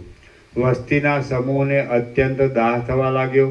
તેથી સર્વ સ્થળોમાં અને પોતપોતાના ઘરોમાં મનુષ્યો દોડાદોડ કરી રહ્યા હતા. ક્ષીણ થઈ મૃતતુલ્ય થઈ રહેલા અને આક્રંદપૂર્વક રડ્યા કરતા પ્રાણીઓના સમૂહોને લીધે દિશાઓના તટો દુર્ગંધવાળા થઈ ગયા હતા. સડ્યા કરતા પ્રાણીઓના સમૂહોને લીધે દિશાઓના તટો દુર્ગંધવાળા થઈ ગયા હતા. મહાસાગરની અંદર જળમાં રહેલા જળચર પ્રાણીઓ સૂર્યના પ્રચંડ તાપથી તપી ગયા હતા અને તેઓ ચારે બાજુ ખીન થઈ ગયેલા દેખાતા હતા. સર્વ દિશાઓમાં પ્રસરી ગયેલા અગ્નિથી સૂર્યના દાહ વડે અનેક નગરો બળી ગયા હતા અને તેમને વિશે રોવાનો અવાજ પણ શાંત થઈ ગયો હતો. વિખરાઈ ગયેલા અને દગ્ધ થયેલા દિગ્ગજોના સ્તંભ જેવા દાંતો વડે દિશાઓના અંતના પર્વતો ટકી રહ્યા હતા. પર્વતોના ગુફાઓરૂપી છિદ્રોમાં ધુમાડાના ગોટાઓના કુંડાળા પ્રસરી રહ્યા હતા. કડકડાટ કરી પડતા પર્વતોને લીધે અનેક નગરોના સમૂહો ચૂરેચૂરા થઈ જતા હતા અને બળી જતા દેખાતા હતા. સૂર્યના દાહથી બળી જઈ પાકી ગયા જેવા થઈ ગયેલા હાથીઓના શબ્દોથી મોટા પર્વતો ગાજી રહ્યા હતા. તાપ વડે તપી ગયેલા અને ઉછળ્યા કરતા પ્રાણીઓ વડે સમુદ્રો અને પર્વતો જાણે જ્વરિત તાપવાળા થઈ રહ્યા હોય એવા દેખાતા હતા. વિદ્યાધરીઓના હૃદયો સૂર્યના પ્રચંડ તાપથી ફાટી જતા હતા અને તેઓ બલહીન થઈ જઈ આકાશમાંથી નીચે પડતી હતી. એ સૂર્યના પ્રખર દાહ થવાના સમયમાં કેટલાક પ્રાણીઓ બરાડા પાડીને અને કેટલાક રુદન કરીને થાકી ગયા હતા. વળી ત્યારે કેટલાક તો યોગ બળથી બ્રહ્મરંધ્રને ફોડી ઉર્ધ્વલોકમાં જઈ અમરપણું મેળવતા હતા. નાગલોકમાં બળ્યા કરતી સૂર્યના તાપની જ્વાળા વડે ઠેઠ પાતાળ સુધી આખો ભૂલોક તપી ઉઠ્યો હતો. સૂર્યનારાયણોના તાપથી સમુદ્રો સુકાઈ ગયા હતા. તેથી તેમને વિશે સદાકાળ રહેનારા જૂડ આદિ જળચર પ્રાણીઓ દાઝી ઉઠીને તરફડિયા મારતા હતા. એ દેખાવ બહુ જ ભયંકર દેખાતો હતો. જળરૂપી ઇંધણના અભાવને લીધે વડવાનળ કેમ જાણે હજારો પ્રકારે ઊંચો ઉડતો હોય તેમ આકાશમાં જઈ નૃત્ય કરતો હતો અને આકાશની અપ્સરાઓને ઝડપી લેતો હતો. આમ પ્રલયાગ્નિ ચારે તરફ પ્રકટ થયો હતો. તે પ્રકાશમાન એવા જ્વાળાઓના રૂપી કેસુડા રંગના વસ્ત્રો વડે સુશોભિત હતો અને ચપળ ઉંબાડિયા રૂપી પુષ્પોવાળો હતો. ઊંચા અવાજે ફાડતા વાંસ વગેરેના સ્વર વડે તે નાના પ્રકારના વાદ્યના આડંબરને ધારણ કરી રહ્યો હતો અને શૌર્યથી જુસ્સામાં આવી જઈ શૌર્યથી જુસ્સામાં આવી જઈ બોલનારા મોટા યોદ્ધાની પેઠે મહાવિકરાળ થઈ રહ્યો હતો. તેને જ્વાળારૂપી ઊંચા હાથ હતા અને ધુમાડારૂપી કેશ હતા. જગતરૂપી જૂની કોટડીમાં તે નટની પેઠે નાચતો હતો અને જાણે તાંડવ નૃત્ય કરવા તૈયાર થયો હતો. એમાં અનેક વનના સમૂહો, પુરો, નગરો, મંડળો, દ્વીપો, ગઢો, જંગલો, સ્થળો અને પાતાળ આદિ સ્થાનો એ સર્વ બળવા લાગ્યા હતા. તેમાં ભૂલોક ઉપરનું મહાવિશાળ આકાશ, 10 દિશાઓ અને સ્વર્ગલોકનો ઉપરનો ભાગ પણ બળવા માંડ્યા હતા. ત્યારે ખાડાવાળા, રેતના યંત્રોવાળા અને મોટા મહેલોવાળા દિશાઓના તટોમાં પણ દાહ થવા લાગ્યો હતો. પર્વતોના શિખરો, તેની અંદર રહેનાર સિદ્ધોના સમૂહો, પર્વતો, સાગરો, મહાસાગરો, તળાવો, નદીઓ, તળાવડીઓ, દેવતાઓ, અસુરો, મનુષ્યો અને સર્પો વગેરે પણ ત્યારે બળવા લાગ્યા હતા. ત્યાં દિશાઓ તેની અંદર રહેલા પુરુષો સાથે છણછણાટ કરતી બળવા લાગી હતી. જ્વાળાઓના સમૂહરૂપી ઉજ્જવળ કેશ ધારણ કરી રહેલી દિશાઓ ભયંકર શબ્દોથી તથા ઘણી ભસ્મ વડે પરસ્પર વિક્ષેપ ઉત્પન્ન કરી રહી હતી. આથી તેઓ જાણે ધૂળ અને પાણી વગેરે છાંટી પરસ્પર રમત કરતી કોઈ દુષ્ટ રાક્ષસીઓ હોય એવી દેખાતી હતી. મોટા ખાડાઓની અને પર્વતોની તથા પૃથ્વીની ગુફાઓમાંથી જ્વાળાઓ નીકળવા લાગી અને એ જ્વાળાની અંદર રહેલી સમસ્ત પ્રાણીઓની જાતિઓ ઝાડને લીધે લાલ વર્ણની થઈ ગઈ. સંપત્તિ વિનાની શૂન્ય થઈ ગયેલી દિશાઓ તત્કાળ નીકળેલા રક્તવર્ણા અને સિંદૂરવર્ણા વાદળાના જેવા જ્વાળા સમૂહથી સ્થળ કમળમાં રહેનારા ભમરાઓના જેવી સુશોભિત દેખાતી હતી. ધગધગતા અને જગતની અંદર ફેલાઈ રહેલા જ્વાળાઓના સમૂહ વડે આકાશ જાણે રાતા વસ્ત્રો વડે કે સંધ્યાના વાદળા વડે પ્રાપ્ત થઈ રહેલ હોય તેવું દેખાતું હતું. વળી વિકસિત થઈ રહેલા સંધ્યાના વાદળા વડે વ્યાપ્ત થઈ રહેલ હોય તેવું દેખાતું હતું. વળી વિકસિત થઈ રહેલા અને ઊંચે ઉડેલા કેસુડાના વનોથી તે આકાશ જાણે વીંટાઈ રહ્યું હોય એમ જણાતું હતું. એવી જ રીતે સમુદ્રો વડવાનળ વડે વીંટાઈ રહેલા હતા અને જાણે અશોકના વનો વડે વીંટાઈ રહેલા હોય તેમ જણાતા હતા. વળી તેઓ જાણે સ્થળ કમળ વડે સુશોભિત હોય અથવા જાણે બાલ સૂર્યના સમૂહ વડે વ્યાપ્ત થઈ રહ્યા હોય એવા દેખાતા હતા. વનોમાં સતેજ થઈ રહેલો દાવાનળ મોટા મહેલોની નીચે ચિત્રમાં આલેખેલા જુઠ્ઠા અગ્નિને જાણે યથાર્થ કરવા ધારતો હતો અને નાના પ્રકારની બળતી જ્વાળાઓના ધુમાડાના ગોટાઓ સાથે બંધાઈ ગયો હતો.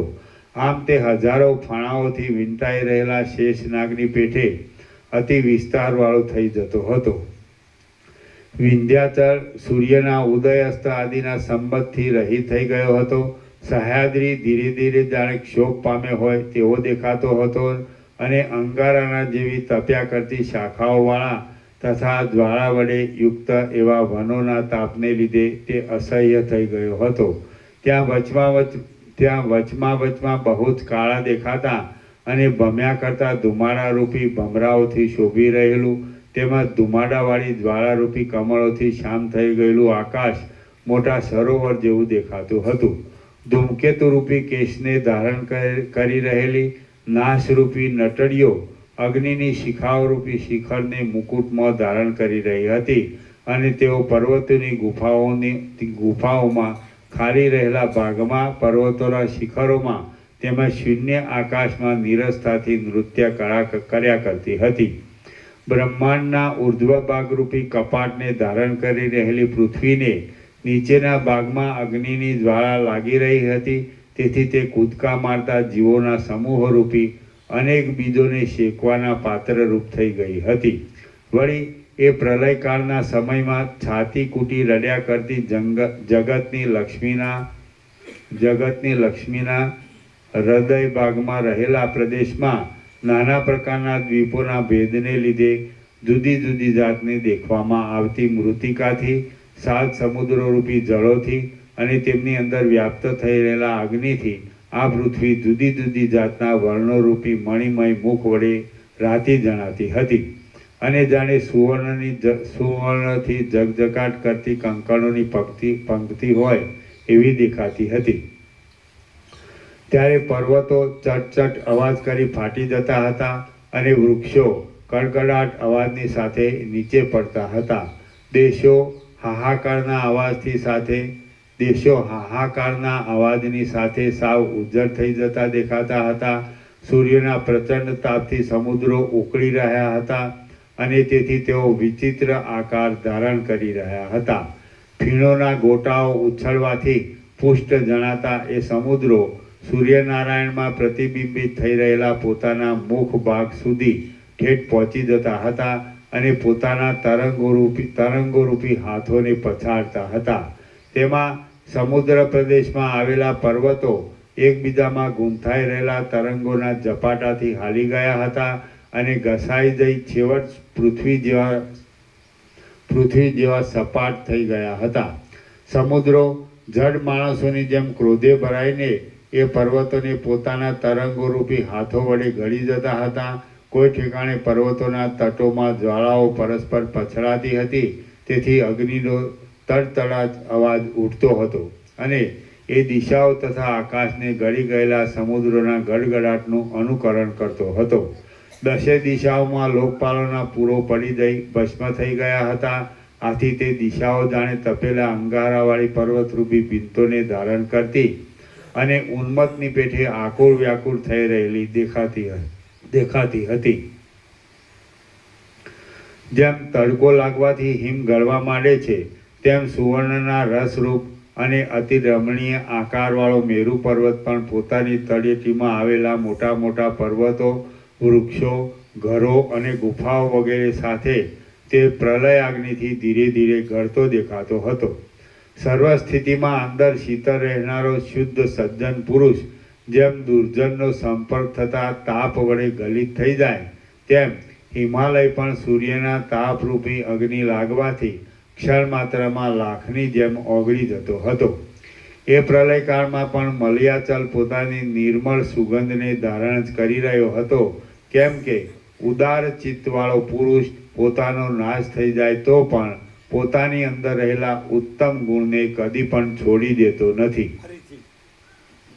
એ પ્રલયકાળમાં પણ મલયાચલ પોતાની નિર્મળ સુગંધને ધારણ જ કરી રહ્યો હતો, કેમ કે ઉદાર ચિત્તવાળો પુરુષ પોતાનો નાશ થઈ જાય તો પણ પોતાની અંદર રહેલા ઉત્તમ ગુણને કદી પણ છોડી દેતો નથી.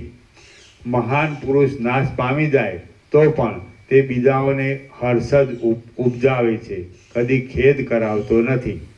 મહાન પુરુષ નાશ પામી જાય તો પણ તે બીજાઓને હર્ષ જ ઉપજાવે છે, કદી ખેદ કરાવતો નથી.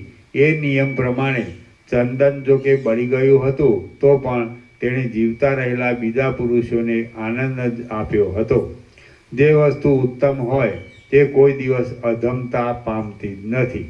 આ રીતે સુવર્ણ જો કે પ્રલયાગ્નિથી બળી ગયું હતું તો પણ સાવ નાશ પામીને તે અન્ય સ્વરૂપને પામ્યું નહોતું. સર્વનો નાશ થઈ ગયા છતાં નાશને ન પામેલા સુવર્ણ અને આકાશ એ બંનેનું સ્વરૂપ જ ખરેખર વખાણવા યોગ્ય છે, કેમ કે પ્રલયકાળના એ અગ્નિમાં એક સુવર્ણ અને બીજું આકાશ એ બે જ માત્ર અવિનાશી રહ્યા હતા. આકાશ વ્યાપક હોવાથી તેનો નાશ થયો ન હતો અને સુવર્ણનો મેલ બળી જવાથી તે શુદ્ધ રસ રૂપે અક્ષય રહ્યું હતું. આવી રીતે રજોગુણ અને તમોગુણ રૂપી મેલથી રહિત એવો શુદ્ધ સત્વગુણ જ બ્રહ્માનંદનો અનુભવ કરાવે છે. તેથી જ તે જ એક સુખના સાધનરૂપ છે એમ હું માનું છું. રજોગુણથી કે તમોગુણથી ખરું સુખ કદી પણ મળતું જ નથી.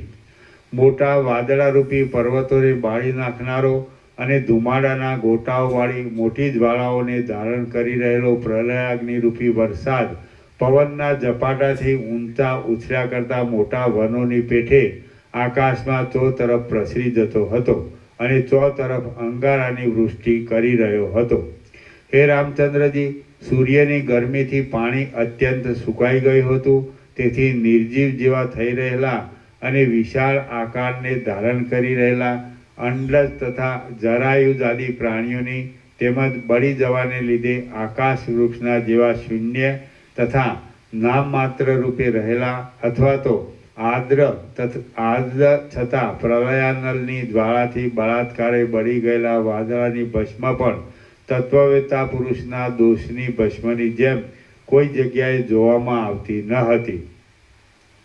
પ્રકટ થયેલો પ્રલયાગ્નિ હજી કૈલાસ સુધી પહોંચ્યો ન હતો તેટલામાં તો પ્રલયને લીધે કોપ પામેલા રુદ્રે જ તેને પોતાના નેત્રાગ્નિ વડે બાળી નાખ્યો. દાહને લીધે ફાટતા અનેક વૃક્ષોના તથા મોટી શિલાઓના કડકડાટના અવાજોવાળા પર્વતો, લાકડીઓ, પાણાઓ ને ડેફાના સમૂહોથી જાણે પરસ્પર યુદ્ધ કરતા હોય એવા દેખાતા હતા. વળી એ પર્વતો ઉપર અગ્નિની ઘાટી જ્વાળાઓ બળતી હતી, તેથી તેમના ઉપરના શિખરો ચલાયમાન થઈ જતા હતા અને તેઓ જાણે આકાશની અંદર સ્થૂળ કમળોના વનો વિકસ્યા હોય એવા દેખાતા હતા. ભૂમિ અહીં આગળ કોઈ કાળે સૃષ્ટિ હતી એવા સ્મરણાવેશને પામી ગઈ અને પ્રલય જાણે મૂર્ખોને જગતની અસારતાનું સ્મરણ કરાવતો હોય તેમ પ્રત્યક્ષ રૂપે જોવામાં આવવા લાગ્યો. તાપ અને ઉપતાપને ઉપજાવનારા તથા બીજાઓને મારવામાં તત્પર થઈ રહેલા અગ્નિઓએ સસલાના શિંગડાની પેઠે જગતોનો અત્યંત અભાવ કરી દીધો. આમ ખરેખરો પ્રલયકાળ મંડાયો એટલે પ્રલયકાળના વાયુઓ અગ્નિઓમાંથી બહાર આવીને જાણે દિશાઓને ચાળતા હોય તેમ વાવા લાગ્યા. તે વાયુઓ વજ્રપાત વડે અનેક પ્રાણીઓના અંગોને પીડા કરતા હતા. તેઓ પોતાનામાં ઘૂમ્યા કરતા અગ્નિના ઉંબાડિયા વડે જાણે ક્ષુદ્ર વૃક્ષોની હારો જ ખડી થઈ હોય એવા દેખાતા હતા અને તેઓ દેવતાઓની પંક્તિઓને નિર્મૂળ કરી ઉખેડી નાખતા હતા. વળી ત્યાં બીજા વાયુઓ વેગપૂર્વક વાવા માંડ્યા. તેઓ ચપર તથા જ્વાળારૂપી પલ્લવ વડે વિકસિત થઈ રહેલા અગ્નિમય વૃક્ષોના વનોમાં પ્રકટ થયેલી તથા ભસ્મના સંપર્કવાળી ગરમીથી આકાશમાં વ્યાપી રહ્યા હતા. તેઓ ફરતા ઉંબાડિયાના પરસ્પર અથડાવાથી ઉત્પન્ન થયેલી અંગારાઓની ગૌર ક્રાંતિને ધારણ કરી રહ્યા હતા. વળી તેઓ કાજર રૂપે નીચે પડતી તથા અગ્નિમય શિખરોના મધ્યમાં શોભી રહેલી કાજરવર્ણની જ્વાળાઓની પંક્તિ વડે શ્યામ દેખાતા હતા અને તેઓ આખા જગતમાં અગ્નિને પસારી દેવાથી વખાણવા યોગ્ય વેગને ધારણ કરનારા હતા. શ્રી યોગ વાસિષ્ઠ મહારામાયણમાં નિર્વાણ પ્રકરણના ઉત્તરાર્ધનો મહાકલ્પાંત અગ્નિવર્ણન નામનો સર્ગ 75મો સમાપ્ત.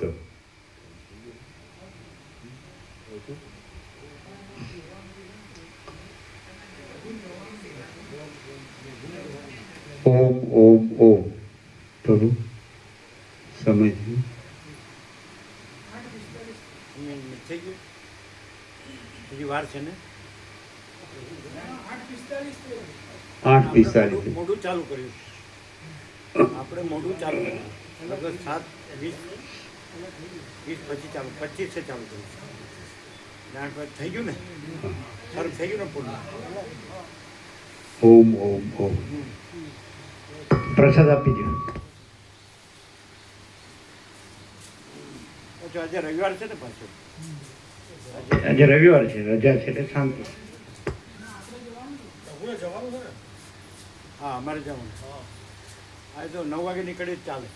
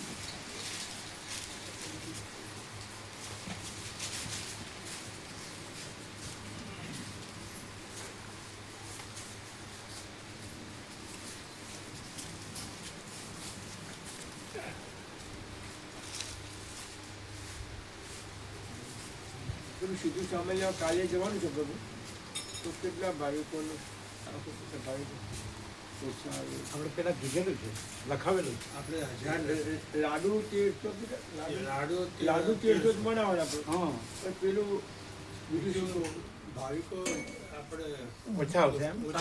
એવું ગણતી ઓછા બધા. ગઈ પહેલા જ પ્રભુને મને એ બધા એવું કહેતા કે ઓછા ભાવિકો આવો. જન્માષ્ટમીમાં 650 થી 700 આવે. અને હા. 700 નું બનાવ્યું. 700 બનાવી. 700 બરોબર. હા 700 નો પ્રસાદ 700 લાડુ સિવાય લાડુ 1300 બાકી બરાબર છે ને? 700. લાડુ તો બરાબર છે ને? હા લાડુ બરાબર એ તો પણ આપ ચાલે ને? 700 માં 800 લઈ શકે એવું બનાવવાનું. હા હા બ્રો એક કહીશું. બરાબર તો છે? લઈ કેવું બનાવી. એટલે કોણ કહેતું હતું ઓછા આવશે? એટલે પહેલા પણ આગળ અમે બતાવ્યું છે આગળ ઓછા આવશે. ગણેશ ચતુર્થીમાં ઓછા. તો કેમ? યાત્રા થઈ ગઈ એટલે યાત્રામાં વધારે તો વ્યાસ પૂર્ણિમા 17/5 અને એવું દિવાળી. શું વ્યાસ પૂર્ણિમા 17/5? શું? એવી જે વધારે એ વધારે આવતા હોય છે.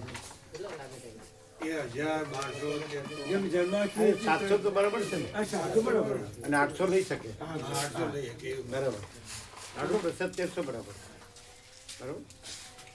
એ સામાન લેવા ક્યારે જવાનું? કાલે જવાનું. કાલે બરાબર. પહેલા જ ભગવાન અમે બે અહીંથી જઈશું નટુ બહુ કહી. હા બરાબર. આજે બધું 0 ક્લિયર કરી નાખો. હા પેલા સંજય પ્રભુ બોલાવી. હા એ સંજય પ્રભુ પાસે અમે લઈ લઈએ બધું. સંજય પ્રભુ પાસે મૂકવા પીછે લઈ લઈએ. અને તુલસી પ્રભુને પછી આપી આપી દેવાનું. દીધી. હા અને લઈ. એટલે એમાં દાખલા તરીકે મામણપોળની સેવા આવી ને, હા મામણપોળની 15 દિવસની હા, આવી ગયું. એ બધું ગણવાનું. હા પછી આમાં જે 293 એમાં 5 નહીં ગણવાની, કારણ કે એમને તો 88 ની જ આપવાની. હા હા એમને એટલે 5 તમારે આમાં હા એમાં મળી લઈએ. ટ્રેઝરર માન ટીચરે મળી લઈએ. બરાબર. એટલે મામણપોળની સેવા, પછી આ 25 હા સમજાય છે. હા બીજું બીજી સેવા આવી હશે ને? પેલા વાદળી હા હા પેલા જનરલમાં બે આવી છે જુલાઈની. હા અને આપણે બધી છે એ બધું બતાવીએ પ્રભુ. એટલે એ બધી. અને જે 4 ને કેટલી છે આપણે ધનંજય પ્રભુ પાસે કોની પાસે? સંજય સંજય, પ્રભુ સંજય. જોડે હાલ 4 જેવી છે.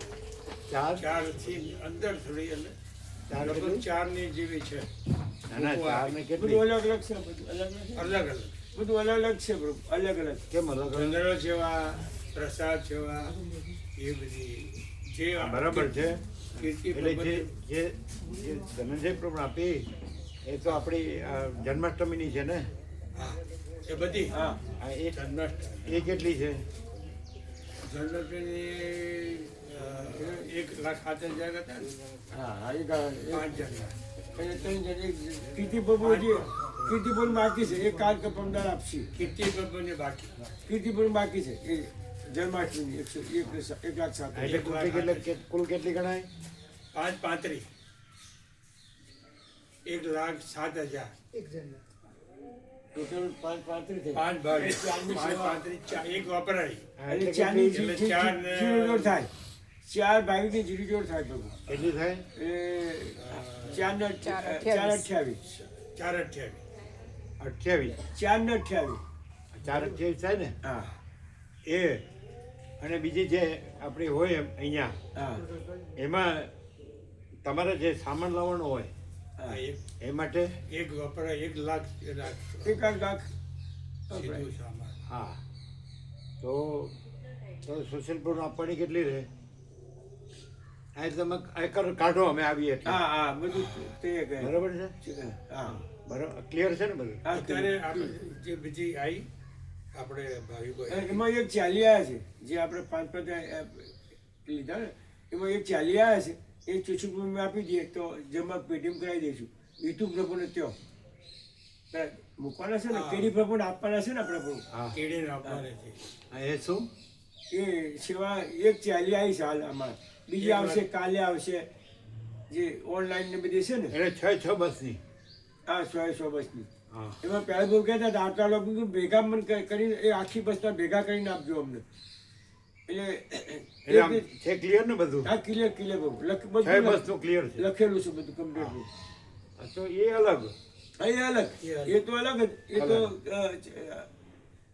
હેતુ પ્રભુ ફાઇલ હશે જન્માષ્ટમીની અલગ કેરીબોમના અલગ અચ્છા, અહીંયા આપણે જનરલ અલગ હા જનરલ અને જન્માષ્ટમી માટે અને જનરલ આ વ્યાપક હા બસ ત્રણનું જોવાનું માનપૂર્ણ બરાબર બરાબર એટલે ક્લિયર કરી નાખો અમે આવ્યા છીએ હા હા પ્રભુ. બરાબર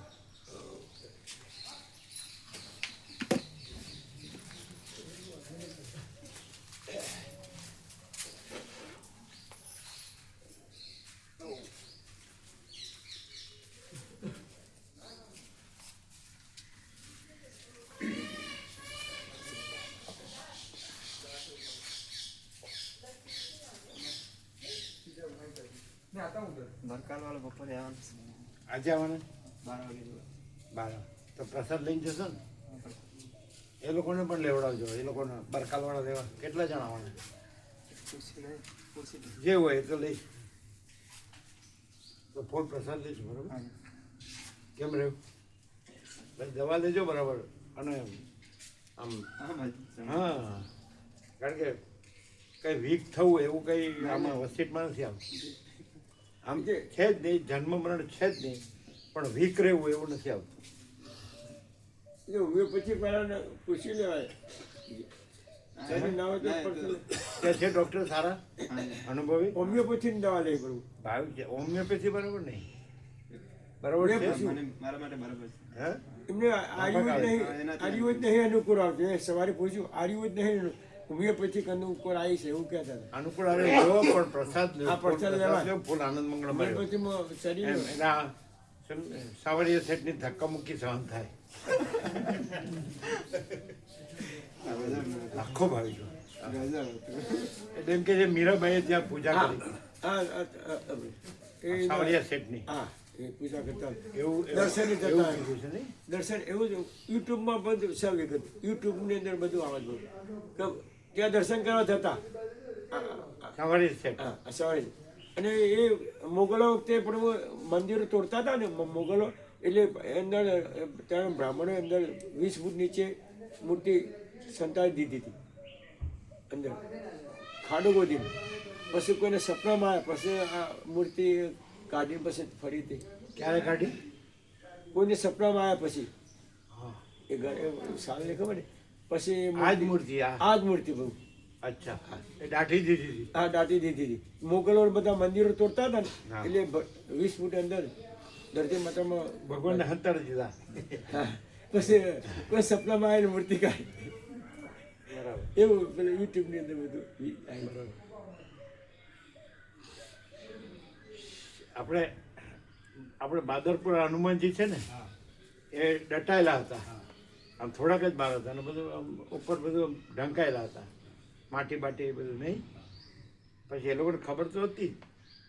એટલે કાઢીને પછી પ્રાણ પ્રતિષ્ઠા કરી ગાડામાં ફેરવ્યા હા ગાડામાં ફેરવ્યા હતા ગાડામાં મૂર્તિ લઈને ફેરવી એટલે એટલે સુધી જ બહાર હશે હા અને બાકી દટાયેલા હતા મસ્ત મૂર્તિ નહીં એમાં આપણે બાપુ પુરાણ હતા ને મોતી પ્રભુ પેલા સુથાર પ્રભુ એને કલર કરી દીધો હા અરે નટુ પ્રભુ નટુ પ્રભુ બધા વચનામૃત લખ્યા હતા એ કુટીરોમાં એને કલર કર્યો હતો.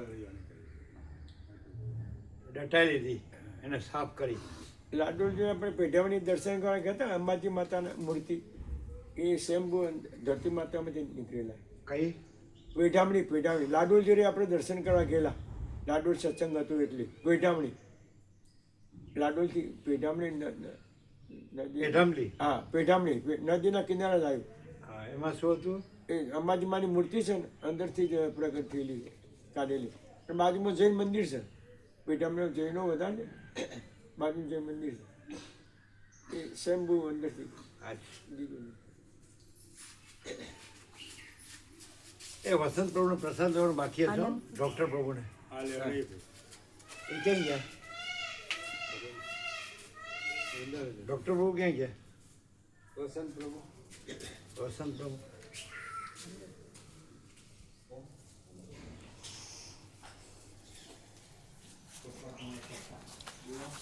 કેવું રહ્યું આમ?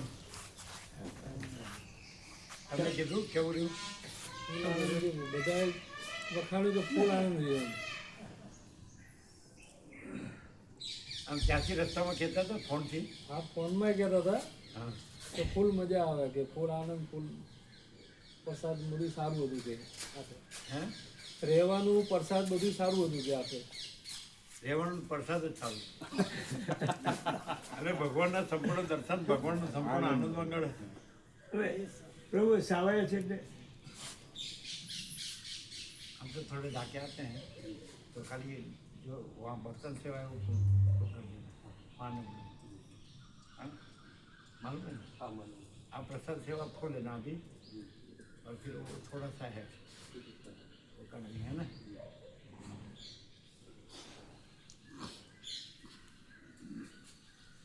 तो किधर સાવય છે ધક્કા મૂકી કરી જો તો કઈ પહોંચે लाखों भाविको से नहीं લાખો છે પ્રભુ. આવવાની સેટ હા લાખો ભાવિકો. લાખો ભાઈ. અને કાલે અમાસ હતી એટલે કે વધારે એવું પૂછ્યું શ્રાવણનો છેલ્લો દિવસ હતો ને. હા અમાસ હતી ને એવું અમાસ મને હતી, કે રિક્ષાવાળા એવું કહ્યું. અને રવિવાર વધારે હોય પણ મેં તો થાકી ગયા હતા પણ એ દર્શન ના થયા. ના થયા? ના થયા. પણ શામળાજી અમને દર્શન દર્શન થયા પછી બંધ થયું. અમે ના થયા દર્શન બંધ થઈ ગયા. તમારા બધાને થયું નહીં? એ લોકોને થયું હશે. એ તો કેસરીયા દર્શન મસ્ત થયા કેસરીયાના. હે? એ શામળાજી દર્શન મસ્ત થયા. એ તો સરળ એકદમ. હા. કોઈ હતું જ નહીં ખાસ. એટલે સંતોષ થઈ ગયો હતો કીએ તો એ સંપૂર્ણ. એમ તો રામ મંદિરને સરળ હતા. સરળ સમય એ સરળ છે. હમણાં તો પેલા ચેર બધા સરળ. હનુમાન ગઢીમાં હતું જરા વધારે. હનુમાન ગઢી, હનુમાનજી અયોધ્યા એ ઉપર હનુમાન ગઢી એમાં વસ્તી હતી પણ દર્શન થાય લાઈન સર તમે જાઓ એટલે દર્શન. પછી સુતેલા હનુમાન પ્રયાગમાં. પછી અક્ષય વટ જ્યાં ઋષભદેવને કૈવલ્ય પ્રાપ્તિ થઈ. હા, પહેલા તીર્થંકર જોયું અક્ષય વટ જોયું? એમાં ઋષભદેવને ત્યાં કૈવલ્ય પ્રાપ્તિ થઈ. એ ત્રિવેણી સંગમ છે ત્યાં. પછી બધા દર્શનો તો સરસ જ થયા. અનસુયા ચિત્રકૂટમાં બધા દર્શન થયા. પેલી હતી ને કેવી નદી હતી? મંદાકિની. હનુમાનજી મસ્ત. શું? સરયુ નદી. સરયુ અયોધ્યામાં સરયુ. ગુપ્ત ગોદાવરી બહુ ગુપ્ત ગોદાવરી હા, ગુપ્ત ગોદાવરી. એ જબરું હતું. પછી અમે જોયું રાધા સ્વામી મંદિર ખૂબ શિવ કામ છે, હજી ચાલુ જ છે, વર્ષો લાગશે. પણ ખૂબ થયું છે મોટું. અમે પહેલાં ગયા ને ત્યારે કાંઈ નહોતું, ખાલી થોડા સ્તંભ છે કોતરાતા હતા. અને રાધા સ્વામી બહુ મોટા એ બધાને ખ્યાલ નથી એટલે નહોતા ગયા. એટલે અમે તાજમહાલ, અમારે રહી ગયું પછી યમુના ફૂલ બે કાંઠે. યમુના અમારા ફૂલ દર્શન એટલે બધા દર્શન સરસ સરસ બધાને ફૂલ આનંદ મંગળ.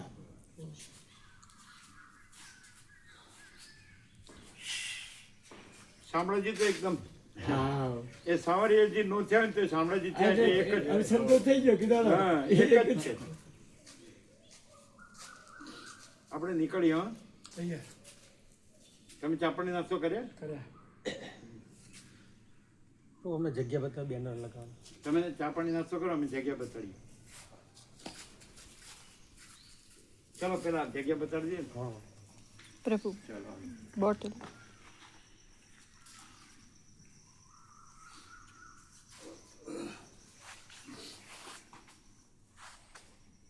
કીડી માતાજી અહીંયા જો ને હારે થઈ જાય